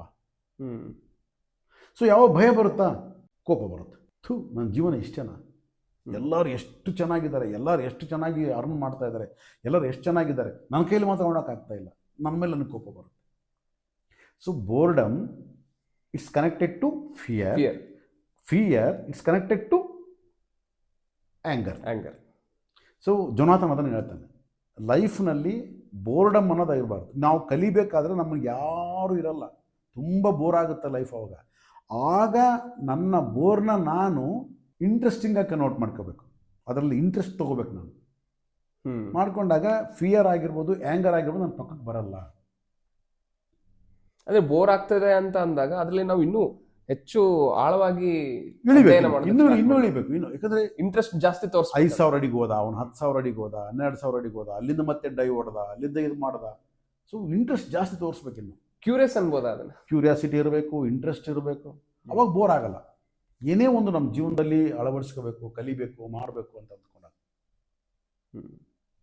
ಸೊ ಆ ರೀತಿಯಾಗಿ ಜೊನಾಥನ್ ಎನ್ಲೈಟನ್ಮೆಂಟ್ ಆದ. ಆಮೇಲೆ ಅವನು ಕಲಿಸಿದಂಥ ಒಂದು ಶಿಷ್ಯಗಣ, ಅದೇ ಅವನ ಹೆಸರು ಫ್ಲೆಚರ್, ಅವನು ಅಲ್ಲಿಂದ ಮತ್ತೆ ಅಲ್ಲಿ ಎಲ್ಲರಿಗೂ ಕಲ್ಸಕ್ಕೆ ಶುರು ಮಾಡ್ತಾನೆ. ಅಲ್ಲಿಂದ ಮತ್ತೆ ಅಂದರೆ ಪೂಜೆ ಮಾಡೋರು ಪೂಜೆ ಮಾಡ್ತಾನೆ ಇರ್ತಾರೆ. ನಮ್ಮ ಕೈಲಿ ಆಗಲ್ಲಪ್ಪ, ನೀನು ದೇವ ಮಾನವ ಅಂತ ಪೂಜೆ ಮಾಡೋರು ಪೂಜೆ ಮಾಡ್ತಾರೆ, ನಾನು ಯಾಕೆ ಕಲಿಬಾರ್ದು ಅಂತ ಬಂದು ಕಲಿತಾ ಇರ್ತಾರೆ. ಸೊ ಪೂಜೆ ಮಾಡ್ತಕ್ಕಂಥವ್ರು, ದೇವಮಾನವ ಅಂತ ಅಂದ್ಕೊಳ್ಳೋರು, ನಮ್ಮ ಕೈಲಿ ಆಗಲ್ಲ ಅಂತ ಅಂದ್ಕೊಳ್ಳೋರು 96% ಈ ಒಂದು ಪ್ರಪಂಚದಲ್ಲಿ ಹಂಗೇ ಇರುತ್ತೆ ಆ percentage. So there are 2 or 4% ಅವರು ತಮ್ಮನ್ನು ತಾವು ರೂಪಿಸ್ಕೊಳ್ಬೇಕು, ತಮ್ಮನ್ನು ತಾವು ನೋಡ್ಕೋಬೇಕು, ಆ ಒಂದು ಸಕ್ಸಸ್ನ ಪಡಿಬೇಕು, ಆ ಸಕ್ಸಸ್ನಲ್ಲಿರ್ತಕ್ಕಂಥ ಆನಂದವನ್ನು ಅನುಭವಿಸ್ಬೇಕು. ಸೊ ಇನ್ನೂ ನಾನು ಮೇಲೆ, ಅದಕ್ಕೆ ನಾನು ಇನ್ನೂ ಎಷ್ಟೆಷ್ಟು ಫಾಸ್ಟಾಗಿ ಹೋಗ್ಬೋದು, ಆ ಫಾಸ್ಟಾಗಿ ಹೋಗಿ ಯಾವ ರೀತಿ ಗುರಿ ಮುಟ್ಬೋದು ಅನ್ನೋದನ್ನು ಕಲಿಯತಕ್ಕಂಥ ಜನಗಳು ಆ ರೀತಿ ಇದ್ದಾರೆ ಅಂತ ಅಲ್ಲಿಗೆ ಆ ಕತೆ ಅಲ್ಲಿ ಮುಗಿಯುತ್ತೆ. ತುಂಬ ಬ್ಯೂಟಿಫುಲ್ ಆಗಿ ಆ ಒಂದು ಲೈಫ್, ನಮ್ಮ ಲೈಫ್ ಯಾವ ರೀತಿ ನಾವು ಸಕ್ಸಸ್ಫುಲ್ ಆಗಿ ನಡೆಸೋದಕ್ಕೆ ಬೇಕಾಗಿರ್ತಕ್ಕಂಥ ಒಂದು ಸ್ಟೆಪ್ಸ್ನ ಕತೆ ರೂಪದಲ್ಲಿ ಹೇಳಿರೋದು ಒಂದು ತುಂಬಾ ಅದ್ಭುತವಾಗಿ. ಅದು ಚಿಕ್ಕ ಕತೆ, ನಿಮ್ಗೆಲ್ಲ ಸೇರಿ ಒಂದು 100 ಪೇಜ್ ಒಳಗಡೆನೆ. ಹೌದು. ಅದನ್ನು ಓದ್ತಾ ಇದ್ರೆ ಪುಸ್ತಕ ಬಿಡೋಕ್ಕಾಗಲ್ಲ. ಅಂದರೆ ನಾನು ಈ ಕತೆ ಹೇಳ್ತಾ ಇದ್ದೀನಿ ಅಂದರೆ, ಇಷ್ಟು ಸ್ವಾರಸ್ಯಕರವಾಗಿ ಹೇಳ್ತಾ ಇದ್ದೀನಿ ಅಂದರೆ, ನನ್ನ ಮನದಾಳದಲ್ಲಿ ಎಷ್ಟು ಅದನ್ನು ನಾನು ತೊಗೊಂಡಿದ್ದೀನಿ ಅಂತಂದರೆ, ಒಂಥರ ಜೊನಾಥನ್ ನಾನೇ ಆಗಿಬಿಟ್ಟಿದ್ದೆ ಅವಾಗ. ಅಷ್ಟು ಒಂದು ಮನಸ್ಸಿಗೆ ಬಂದ್ಬಿಟ್ಟಿತ್ತು ನನಗೆ Jonathan. So the beautiful story. ಇಲ್ಲಿ ಯಾವ ಒಂದು ಮಾನಸಿಕ ಅಡೆತಡೆಗಳು, ಮೆಂಟಲ್ ಬ್ಯಾರಿಯರ್ ಅಂತ ಏನು ಕರಿತೀವಲ್ಲ, ಅದು ನಮ್ಮ ಸಾಧನೆಗೆ ಅಡ್ಡ ಆಗ್ಬೋದು? ಅಂದರೆ ಇವಾಗ ನಾನು ಲೈಫಲ್ಲಿ ಏನೋ ಒಂದು ಸಾಧನೆ ಮಾಡಬೇಕು ಅಂತ ಹೇಳಿ ಅನ್ಕೊಂಡಿರ್ತೀನಿ. ಅವಾಗ ಕೆಲವೊಂದು ಟೈಮು ನನಗೆ ಸಂಶಯ ಬರ್ಬೋದು ನನ್ನ ಬಗ್ಗೆ, ಆಗಲ್ಲ ಅಂತ ಹೇಳ್ಬಿಟ್ಟು. ಆಮೇಲೆ ಅಲ್ಲಿ ಮಾಡೋಣ ಅಂತ ಹೋಗ್ತಾ ಇರ್ತೀನಿ, ಬಟ್ ನನಗೆ ಆ ಒಂದು ಫುಲ್ ಸ್ಪೀಡಲ್ಲಿ ಏನು ಬೋರ್ಡಮ್ ಅಂತ ಹೇಳಿ ಕರಿತಾ ಹೋದ್ವಲ್ಲ, ಅದೆಲ್ಲ ಬಂದಾಗ ಅಲ್ಲಿ ನನಗೆ ಏನು ಒಂದು ಮಾನಸಿಕವಾಗಿ ಅಡೆತಡೆಗಳು ಬರ್ತಾ ಇರ್ಬೋದು? ಯಾವುದೇ ನಾವು ಜೀವನದಲ್ಲಿ ನಾವು ಒಂದು ಹಂತದಿಂದ ಇನ್ನೊಂದು ಹಂತಕ್ಕೆ ಹೋಗಬೇಕು ಅಂತ ನಾವು ಡಿಸೈಡ್ ಮಾಡಿ ಮುಂದಕ್ಕೆ ಹೋಗ್ಬೇಕಾದ್ರೆ ಫಸ್ಟು ನಮಗೆ ಕಡಿವಾಣ ಹಾಕೋದು ನಮ್ಮ ಫ್ಯಾಮಿಲಿ. ಯಾಕಂದ್ರೆ ಅವ್ರು ಭಯ ಪಡ್ತಾರೆ. ಯಾಕಂದರೆ ಇವಾಗ ಚೆನ್ನಾಗಿದ್ದೀವಿ, ಇದ್ದದ್ದು ಹಿಂಗಿರೋಣ, ಇದನ್ನು ಕಳ್ಕೊಂಡ್ರೆ ಹೆಂಗೆ ಅನ್ನೋ ಒಂದು ಭಯ ಬರುತ್ತೆ. ಸೊ ಅದಕ್ಕೆ ಅವ್ರು ಹೇಳ್ತಕ್ಕಂಥ ಸ್ಟೋರೀಸು ನಮ್ಮನ್ನು ಭಯಪಡಿಸ್ತವೆ. ಓಕೆ, ಒಂದು ವೇಳೆ ಹೋಗ್ಬಿಟ್ರೆ ಹೆಂಗೆ, ಮಾಡಿಬಿಟ್ರೆ ಹೆಂಗೆ, ಇದು ಮಾಡಿಬಿಟ್ರೆ ಹೆಂಗೆ ಅಂತ ಭಯಪಡಿಸ್ತವೆ. ನಾವಲ್ಲಿ ಸ್ವಲ್ಪ ಗಲಿಬಿಲಿ ಪಡಲಾರ್ದಂಗೆ ನಮ್ಮ ಒಂದು ನಿರ್ದಿಷ್ಟವಾಗಿರ್ತಕ್ಕಂಥ ಒಂದು ಗುರಿ ಇದೆ, ಅದರ ಕಡೆ ಹೋಗೋದಕ್ಕೆ ನಾವು ಪ್ರಯತ್ನ ಮಾಡಬೇಕು. ಅಷ್ಟು ಅದು ಬಿಟ್ಬಿಟ್ಟು ನಾವು ಅವರೆಲ್ಲ ಮಾತು ಕೇಳಕ್ಕೆ ಶುರು ಮಾಡಿಬಿಟ್ರೆ ಏನಾಗುತ್ತೆ, ನಾವು ಗೊಂದಲದೊಳಗೆ ಬಿದ್ದುಬಿಡ್ತೀವಿ. ಹೋಗೋದಾ ಬೇಡ. ಅಲ್ಲಿ ಡೇರಿಂಗ್ ಸ್ಟೆಪ್ನ ತಗೊಳ್ಳೋದಕ್ಕೆ ನಾನು ಸಿದ್ಧ ಆಗಿರಬೇಕು ಅಂತ ಹೇಳಿ. ಡೇರಿಂಗ್ ಅಂತಂದರೆ ನಾನು ಹೇಳಿದೆ, ನೀನು ಫ್ಲೈ ಮಾಡೋದಕ್ಕಿಂತ ಮುಂಚೆ ನನ್ನ ಥಾಟ್ ಅಲ್ಲಿರಬೇಕು ಅಂತ ಏನು ಚಿಯಾಂಗ್ ಹೇಳ್ದ. ಅಂದರೆ ನೀನು ಎಲ್ಲಿಗೆ ಹೋಗ್ಬೇಕು ಅಂತ ಅಂದ್ಕೊಂಡಿದ್ದೀವೋ ಆ ಒಂದು ಸ್ಥಳವನ್ನು ಮುಟ್ಟಿದಾಗ ಹೇಗಿರ್ತೀಯ ನೀನು, ಅದನ್ನು ನೀನು ಇಲ್ಲಿ ಕಲ್ಪನೆ ಮಾಡಬೇಕು. ಕಲ್ಪನೆ ಮಾಡಿದಾಗ ಆ ಸ್ಥಳಕ್ಕೆ ಹೋಗಿ ನಾನು ಕುತ್ಕೊಂಡಾಗ ನನಗೆ ಎಷ್ಟು ಖುಷಿ ಕೊಡುತ್ತೆ ಅನ್ನೋದು ನಿಮಗೆ ಗೊತ್ತಾದಾಗ ನಿನಗೆ ಈ ಒಂದು ಪ್ರಯಾಣ ಒಂದು ತುಂಬಾ ಹ್ಯಾಪಿ, ನಿನಗೆ ಕಷ್ಟ ಅಂತ ಅನ್ಸಲ್ಲ. ಸೊ ಹಾಗಾಗಿ ಆ ಒಂದು ಮನಸ್ಥಿತಿನ ನಾನು ರೂಪಿಸ್ಕೊಳ್ಬೇಕು. ನಿನ್ನ ಮನಸ್ಥಿತಿಯನ್ನು ನೀನೇ ರೂಪಿಸ್ಕೊಳ್ಬೇಕು. ಓಕೆ. ಈಗ ಜೀವನದಲ್ಲಿ ಒಂದು ಹಂತದಲ್ಲಿ ನಮಗೆ ಸೇಫ್ಟಿ ಅಂತ ಹೇಳಿ ಎಲ್ಲರೂ ಆಲೋಚನೆ ಮಾಡ್ತಾರೆ. ಲೈಫ್ ಅನ್ನೋದು ಸೇಫ್ ಆಗಿರ್ಬೇಕಪ್ಪ ಅಂತ ಹೇಳಿ. ಆ ಸುರಕ್ಷತೆ ಅನ್ನೋದು ಕೆಲವೊಂದು ಟೈಮು ನಮಗೆ ಪ್ರಿಸನ್ ಆಗಿ ಕನ್ವರ್ಟ್ ಆಗುತ್ತೆ, ಜೈಲಾಗಿ. ಅದು ಯಾವ ಹಂತದಲ್ಲಿ ಆ ಒಂದು ಪ್ರಿಸನ್ ಆಗಿ ಕನ್ವರ್ಟ್ ಆಗ್ಬೋದು? ಈಗ ನೀನು ಸೇಫ್ಟಿ ಅಂದು ನಾನು ಕಂಫರ್ಟ್ ಅಂತ ಹೇಳಿ ಕರಿತೀನಿ. ಓಕೆ, ಇದೆ ಕಂಫರ್ಟ್ನೆಸ್ ಅನ್ನೋದು ಕೂಡ ಸೇಫ್ಟಿನೇ. ಯಾಕಂದರೆ ಕಂಫರ್ಟ್ ಯಾವ ಬರುತ್ತೆ ಹೇಳು, ನೀವು ಸೇಫಾಗಿ ಫೀಲ್ ಆದಾಗ ಕಂಫರ್ಟ್ ಬರುತ್ತೆ. ಸೊ ನನಗೆ ಸೇಫ್ಟಿ ಅಂತ ನೋಡಿಕೊಂಡಾಗ ನೀನು ಆ ಸೇಫ್ಟಿಯಲ್ಲೇ ಅದನ್ನ ರಕ್ಷಣೆ ಮಾಡೋದಕ್ಕೇ ನೀನು ಕಷ್ಟಪಡ್ತಾ ಇರ್ತೀಯ. ಆ ಸೇಫ್ ಝೋನನ್ನು ರಕ್ಷಣೆ ಮಾಡಿಕೊಳ್ಳೋಕೆ ಕಷ್ಟಪಡ್ತಾ ಇರ್ತೀಯ. ಒಂದು ಸಲ ಬ್ರೇಕ್ ಮಾಡಿಬಿಡ್ಬೇಕು. ಅದನ್ನು ಸೇಫ್ಟಿ ಅಂತ ಬಂದ ತಕ್ಷಣ ಬ್ರೇಕ್ ಮಾಡಿಬಿಡ್ಬೇಕು. ಬ್ರೇಕ್ ಮಾಡಿದಾಗ ನನಗೆ ಇದ್ದಂಥ ಮೈಂಡಲ್ಲಿದ್ದಂಥ ಆಲೋಚನೆಗಳು ಪಟಾಪಂಚಲ ಆಗಬೇಕು. ಸೇಫ್ಟಿ ಇಲ್ದಂಗೆ ಆಗ್ಬೇಕು ನನಗೆ ಫಸ್ಟು. ಅದಕ್ಕೆ ಸೈಕಾಲಜಿಯಲ್ಲಿ ಒಂದು ವರ್ಡ್ ಇದೆ, ಫಸ್ಟ್ ಫಾರ್ಮೋಸ್ಟ್ ಮಾಡಬೇಕಾಗಿರೋದು ಏನಪ್ಪ ಅಂದರೆ ಬರ್ನ್ ಟು ಯುವರ್ ಬ್ರಿಡ್ಜಸ್ ಅಂತ ಕರಿತೀವಿ ನಾವು. ಅಂದರೆ ನಿನಗೆ ಸೇಫ್ಟಿ ಅಂತ ಏನು ಕರಿತೀಯ ನಾನು ಅದನ್ನು ಸುಟ್ಟಾಕ್ಬಿಡ್ಬೇಕಂತೆ ಫಸ್ಟ್. ಅಂದರೆ ಇಲ್ಲಿ ಯಾವುದು ಅಂದರೆ ಯಾವುದು ಆಪ್ಷನ್ ಇಲ್ದಂಗೆ ಅನ್ನೋದು ಒಂದು ಅರ್ಥನ, ಅಥವಾ ಇವಾಗ ನನ್ನ ಹತ್ರ ಒಂದು ಸೇಫಾಗಿ ಲೈಫ್ ಲೀಡ್ ಮಾಡ್ತಿರ್ತೀನಿ, ಯಾವ ಒಂದು ಆ್ಯಂಗಲಲ್ಲಿ ಅದನ್ನ ಬರ್ನ್ ಮಾಡಬೇಕು ಅಂತ? ಈಗ ನನಗೆ ಗೊತ್ತಿದ್ದಂಥ ಪುಸ್ತಕದ್ದು ಬೇಕಾದಷ್ಟು ಹೇಳ್ಬೋದು, ಬಟ್ ನನ್ನ ಲೈಫಿನಲ್ಲಿ ಬಂದಿರತಕ್ಕಂಥ ಇನ್ಸಿಡೆಂಟ್ ಹೇಳ್ತೀನಿ ನಾನು. ಆ ಪುಸ್ತಕ ಓದಿದ ಮೇಲೆ 2003ರಲ್ಲಿ ಒಂದು ಪ್ರಾಜೆಕ್ಟ್ ಸ್ಟಾರ್ಟ್ ಮಾಡಿದೆ. ಸೊ ಆ ಪ್ರಾಜೆಕ್ಟು ಎಷ್ಟಪ್ಪ ಅಂತಂದರೆ, ಅವತ್ತಿಗೆ ಆ ಪ್ರಾಜೆಕ್ಟ್ ಕಾಸ್ಟ್ 5 ಕೋಟಿ. ಓಕೆ, ನನ್ನ ಹತ್ರ ಕಷ್ಟಪಟ್ಟು ಅದು ಇದೆಲ್ಲ ಜೋಡಿಸ್ಕೊಂಡಿರ್ತಕ್ಕಂಥದ್ದು ಒಂದು 2-3 ಲಕ್ಷ ಇತ್ತು. ನಮ್ಮ ಮಿಸ್ಸಸ್ ಅದನ್ನೇ ಬೈದ್ಲು, ನೀನು ಆಸೆ ಅಲ್ಲ ದುರಾಸೆ ಪಡ್ತಾ ಇದೀಯಾ, ನಿನ್ನ ಹತ್ರ ಇರೋದು 2-3 ಲಕ್ಷ, ನೀನು ಮಾಡ್ಬೇಕಾ ಅಂದ್ಕೊಂಡಿರ್ತಕ್ಕಂಥ ಪ್ರಾಜೆಕ್ಟ್ ಕಾಸ್ಟ್ 5 crores. ಅಂದರೆ ನಾನು ಹೇಳ್ತಿರೋದು 2002-3ರಲ್ಲಿ 5 ಕೋಟಿ ಅಂತಂದರೆ ಇವತ್ತೊಂದು 500 ಕೋಟಿ ಇವತ್ತು. ಓಕೆ, ಸೊ ನೀನು ಅದು ನಮ್ಮ ಊರಲ್ಲಿ ಇದು ಮಾಡೋಕ್ಕೆ ಸಾಧ್ಯ ಇಲ್ಲ, ಹಂಗೆ ಹಿಂಗೆ ಅಂತ. ಆಗ ನಾನೇನು ಮಾಡಿದೆ, ಇರೋ 3 ಲಕ್ಷ ಕಳೆದ್ಬಿಟ್ಟೆ ಫಸ್ಟು. ಯಾಕೆಂದರೆ ಆ 3 ಲಕ್ಷನ ಇಟ್ಕೊಂಡು ಇದನ್ನು ಉಳಿಸ್ಬೇಕು ಅಂತ ಆಲೋಚನೆ ಮಾಡ್ತಾ ಇರ್ತೀನಿ ನಾನು. ಅಂದರೆ ನೀನು ಹೇಳಿದೆಲ್ಲ ಸೇಫ್ಟಿ, ಈ 3 ಲಕ್ಷ ಇದ್ರೆ ಸೇಫ್ಟಿ. ಇದೊಂಥರ ಬ್ರಿಡ್ಜ್ ಇದ್ದಂಗೆ. ಇದು ಸೇಫ್ಟಿ ತೋರಿಸುತ್ತೆ. 3 ಲಕ್ಷ 3 ಲಕ್ಷ ಇದನ್ನು ಕಳಿಬಾರ್ದು ಅಂತ ಫಸ್ಟ್ ಆ 3 ಲಕ್ಷ ತೊಗೊಂಡೋಗ್ಬಿಟ್ಟು ನಾನು ಏನು ಪ್ರಾಜೆಕ್ಟ್ ಮಾಡ್ಬೇಕು ಅಂದ್ಕೊಂಡಿದ್ದೆ ಪ್ರಾಜೆಕ್ಟ್ಗೆ ಅಡ್ವಾನ್ಸ್ ಕೊಟ್ಬಿಟ್ಟೆ.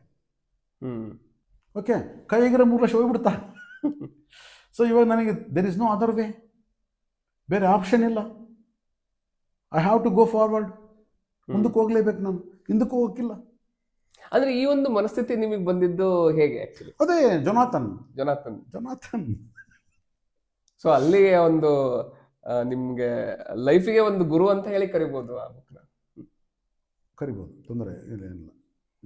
ಸೊ ಆ ಥರ ಅದು ಕೊಟ್ಟು ಅದೇ ಆ ಒಂದು ಬ್ರಿಡ್ಜಸ್ನ ಬರ್ನ್ ಮಾಡ್ಕೊಂಡ್ಮೇಲೆ ಆ ಸೇಫ್ಟಿ ಅನ್ನೋದನ್ನು ಕಳ್ಕೊಂಡ್ಮೇಲೆ ನನಗೆ ಮುಂದಕ್ಕೆ ಹೋಗೋಕೆ ಒಂದೊಂದು ಸ್ಟೆಪ್ ಅವಕಾಶ ಓಪನ್ ಆಗ್ತಾ ಬಂತು. ಯಾರು ಮಾಡಿರದೇ ಇರತಕ್ಕಂಥ ಒಂದು ಸಾಹಸವಾಗಿರ್ತಕ್ಕಂಥ ಕೆಲಸವನ್ನು ನಾವು ಮಾಡಿಬಿಟ್ಟಿವಿ ನಾವು 3 ಇಯರ್ಸಲ್ಲಿ. ಸೊ ಆ ಕೆಲಸ ಅದು ಆ 3 ಇಯರ್ಸಲ್ಲಿ ಭಾಳಷ್ಟು ಹರ್ಡಲ್ಸು, ಏನೆಲ್ಲ ಫೇಸ್ ಮಾಡಬೇಕು ಮಾಡಿಬಿಟ್ವಿ. ನಿದ್ದೆ ಇಲ್ಲದ ರಾತ್ರಿಗಳು ಕಳೆದ್ವಿ, ಅವಮಾನಗಳು ಪಟ್ಟಿವಿ. ಒಂದಲ್ಲ, ಅದು ಆ 3 ಇಯರ್ಸ್ ಅದನ್ನು ನೆನೆಸ್ಕೊಂಡ್ರೆ ಇವತ್ತು ಖುಷಿ ಆಗುತ್ತೆ, ನನಗೆ ಸಂತೋಷ ಆಗುತ್ತೆ. ಅವತ್ತು ಕಷ್ಟ ಅನುಭವಿಸಿದ್ವಿ, ಇಲ್ಲ ಅಂತಲ್ಲ, ಇವತ್ತು ಸಂತೋಷ ಆಗುತ್ತೆ. ಸೊ ಆ ಒಂದು 3 ಇಯರ್ಸು ಆ ಒಂದು ನಾನಿರ್ತಕ್ಕಂಥ ಒಂದು ಸರ್ವೈವಲ್ ಮೂಡಿಂದ ಹಿಡಿದು ಹೊರಗೆ ಹಾಕ್ದಂಗೆ ಆಯಿತು ನನ್ನ ತೊಗೊಂಬಂದು. ಅಂದರೆ ನೀವು ಲೈಫ್ನ ಮತ್ತೆ ನಾನು ತಿರುಗಿ ನೋಡ್ಕೊಳ್ತಕ್ಕಂಥ ಒಂದು ಸನ್ನಿವೇಶ ಬರಲಿಲ್ಲ. ಒಂದು ಹಣ ಇನ್ನೊಂದಕ್ಕೆ ತಿರುಗಿ ನೋಡ್ಕೊಳ್ಬೇಕು ಅನ್ನೋ ಒಂದು ಅವಕಾಶನೇ ಬರಲಿಲ್ಲ ನನಗೆ. ನಾನು ಅಲ್ಲಿಂದ ಕಂಪ್ಲೀಟ್ ಆ ಒಂದು ಸರ್ವೈವಲ್ ಮೂಡಿಂದ ರಿಮೂವ್ ಆಗಿಬಿಟ್ಟು ಒಂದು ಹೊಸ ಲೈಫಿಗೆ ಬಂದೆ ನಾನು. ಬಟ್ ಆ 3 years I struggled a lot. Srikrishna project ಬಗ್ಗೆ. Srikrishna project, S.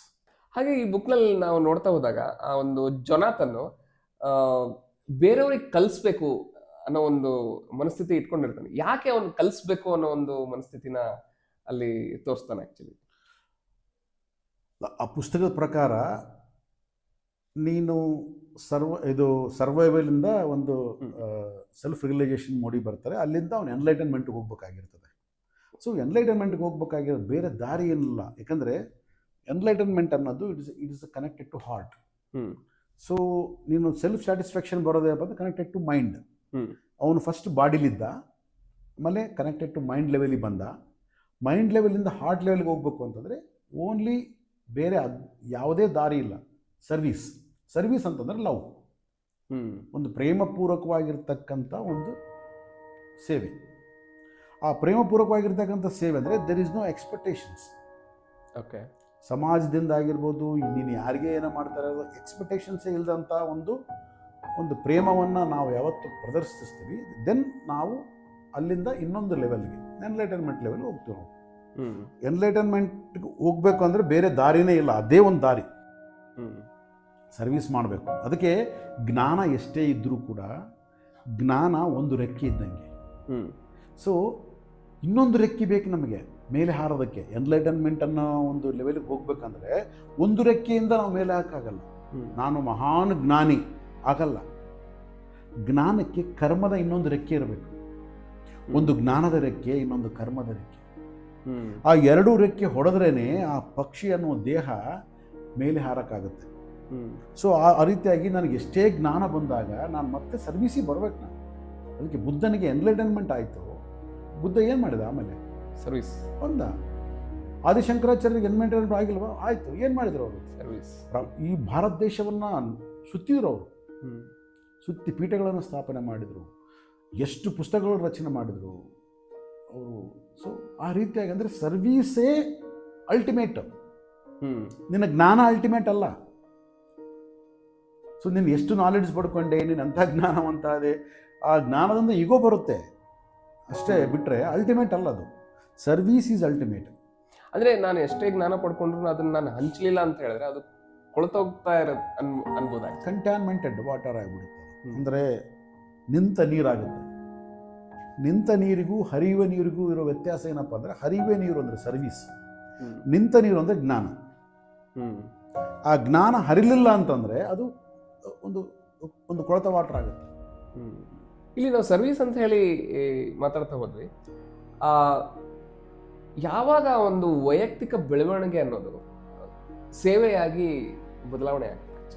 ಅಂದರೆ ಇವಾಗ ನನ್ನೊಂದು ಗ್ರೋತ್, ನಾನು ಗ್ರೋ ಆಗ್ತಾ ಇದ್ದೀನಿ, ಒಂದು ಸರ್ವೈವಲ್ ಮೋಡಿಂದ ನಾನು ಒಂದು ಸೆಲ್ಫ್ ರಿಯಲೈಸೇಷನ್ ಮೋಡಿಗೆ ಬಂದ್ಬಿಟ್ಟು ನನ್ನ ಲೈಫ್ ಚೆನ್ನಾಗಿ ಇಟ್ಕೊಂಡಿದ್ದೀನಿ ಅಂತ ಅಂದಾಗ ಅದು ವೈಯಕ್ತಿಕ ಬೆಳವಣಿಗೆ ಅಂತ ಹೇಳಿ ಕರಿಬೋದು. ಅದು ಒಂದು ಸೇವೆಯಾಗಿ ಕನ್ವರ್ಟ್ ಆಗ್ಬೇಕಂತ. ಯಾವಾಗ ಅದು ಸೇವೆಯಾಗಿ ಬದಲಾವಣೆ ಆಗುತ್ತೆ. ಅದೇ ನೀನು ಎಲ್ಲ ನೀನೆಲ್ಲ ಕಲ್ತ ಮೇಲೆ ನೀನೊಂದು ಹಂತಕ್ಕೆ ಬಂದಾಗ ಆಗ ನಿನ್ನವರ ಕುರಿತು ನೀನು ಚಿಂತೆ ಮಾಡಬೇಕು. ನಿನ್ನವರು ಅಂತಂದರೆ not only your family, not only your relation, not only your friends. This world is entirely belongs to my family. ನಿಂದೆ. ಆದ ಕಾರಣ ನೀನು ಅವಾಗ ಚಿಂತೆ ಮಾಡೋಕ್ಕೆ ಶುರು ಮಾಡ್ತೀಯ. ಯಾವಾಗ ನಿನಗೆ ಒಂದು ಸೆಲ್ಫ್ ಸ್ಯಾಟಿಸ್ಫ್ಯಾಕ್ಷನ್ ಮೂಡ್ ಬಂತು ಅಂದ್ರೆ ಲೈಫಲ್ಲಿ, ಆಗ ಆಲೋಚನೆ ಬರುತ್ತೆ ಆಟೋಮೆಟಿಕ್ಕಾಗಿ. ಅಯ್ಯೋ ನಾನು ಕೂಡ ಅವ್ರನ್ನ ಮೇಲೆ ತರಬೇಕು, ಅವ್ರನ್ನ ನನ್ನ ಒಂದು ಇದರಲ್ಲಿ ಅವ್ರನ್ನ ಸೇರಿಸ್ಕೋಬೇಕು.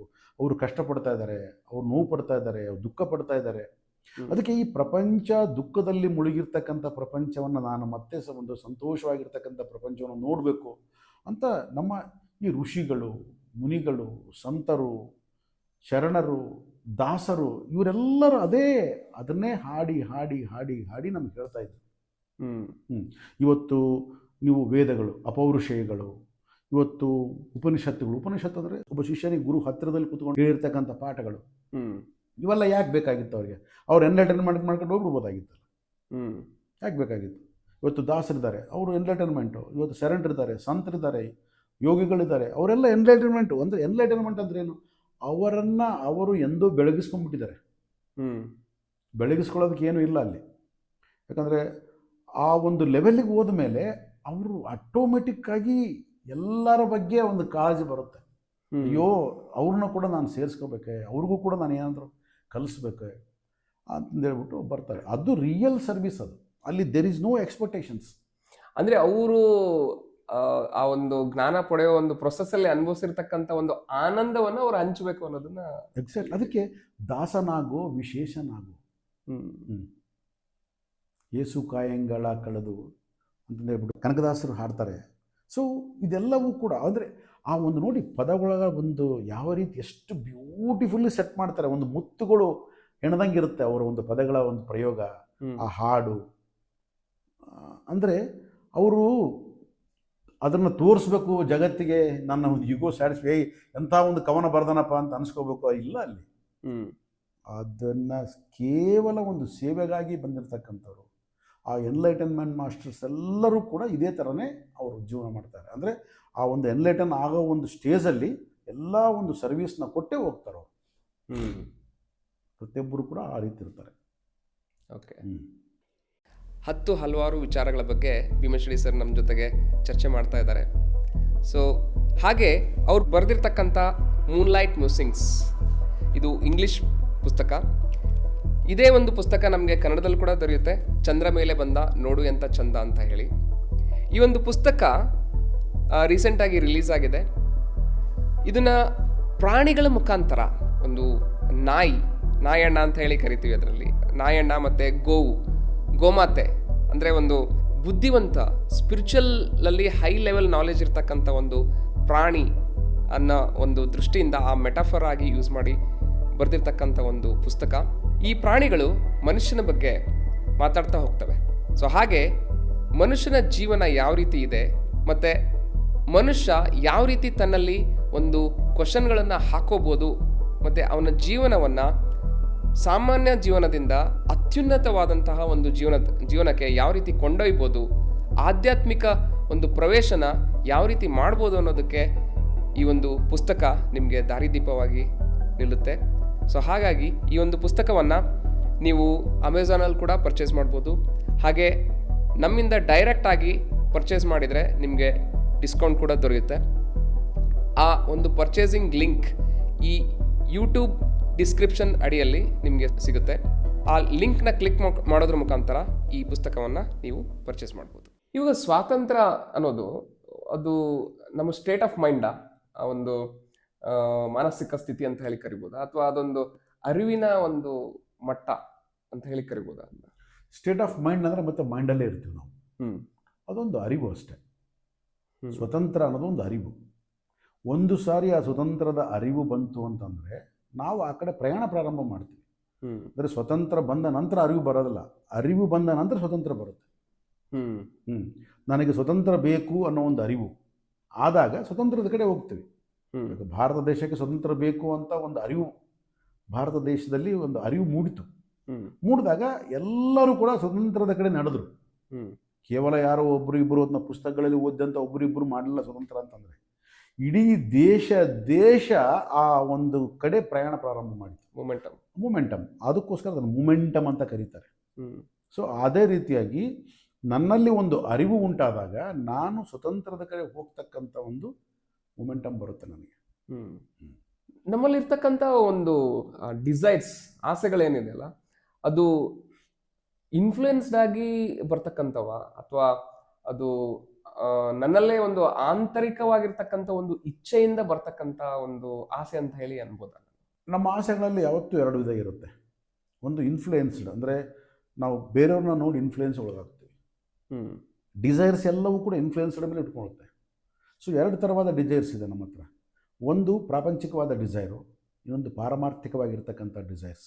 ಅಂದರೆ ನನಗೇನೋ ಬೇಕು, ಇದಲ್ಲ ಬಟ್ ಏನು ಬೇಕು ಗೊತ್ತಿಲ್ಲ. ಏನು ಬೇಕು ಗೊತ್ತಿಲ್ಲ ಅನ್ನೋದು ಕೂಡ ಡಿಸೈರೇ.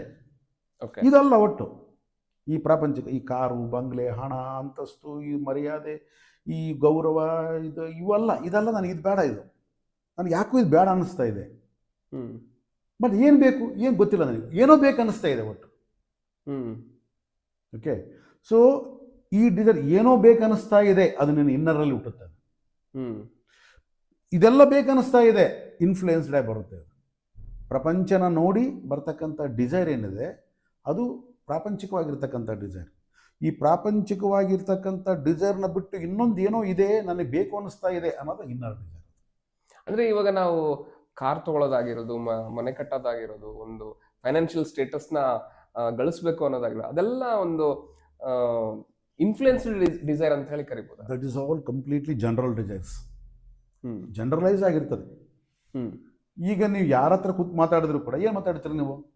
ನಿಮ್ಮ ಮನೆ ಎಲ್ಲಿದೆ, ಎಲ್ಲಿ ಕಟ್ಟಿಸಿದೆ, ಬಾಡಿಗೆ ಮನೆನಾ ಸ್ವಂತ ಮನೆನಾ, ಸ್ವಂತ ಕಾರ, ಇದೊಂದು ಕಾರ, ಎಲ್ಲೆಲ್ಲಿ ಟ್ರಿಪ್ ಮಾಡಿದ್ವಿ, ಎಷ್ಟು ಯಾವ ಒಂದು ಇನ್ವೆಸ್ಟ್ಮೆಂಟ್ ಎಲ್ಲೆಲ್ಲಿ ಮಾಡಿದಿರಿ, ಶೇರ್ಸಲ್ಲಿ ಮಾಡಿದಿರಾ, ಗೋಲ್ಡಲ್ಲಿ ಮಾಡಿದಿರಾ, ಅಥವಾ ಏನು ಸೈಡ್ಸ್ ತೊಗೊಂಡಿದ್ದೀರಾ, ಇಷ್ಟು ಬಿಟ್ರೆ ಏನು ಬರುತ್ತೆ?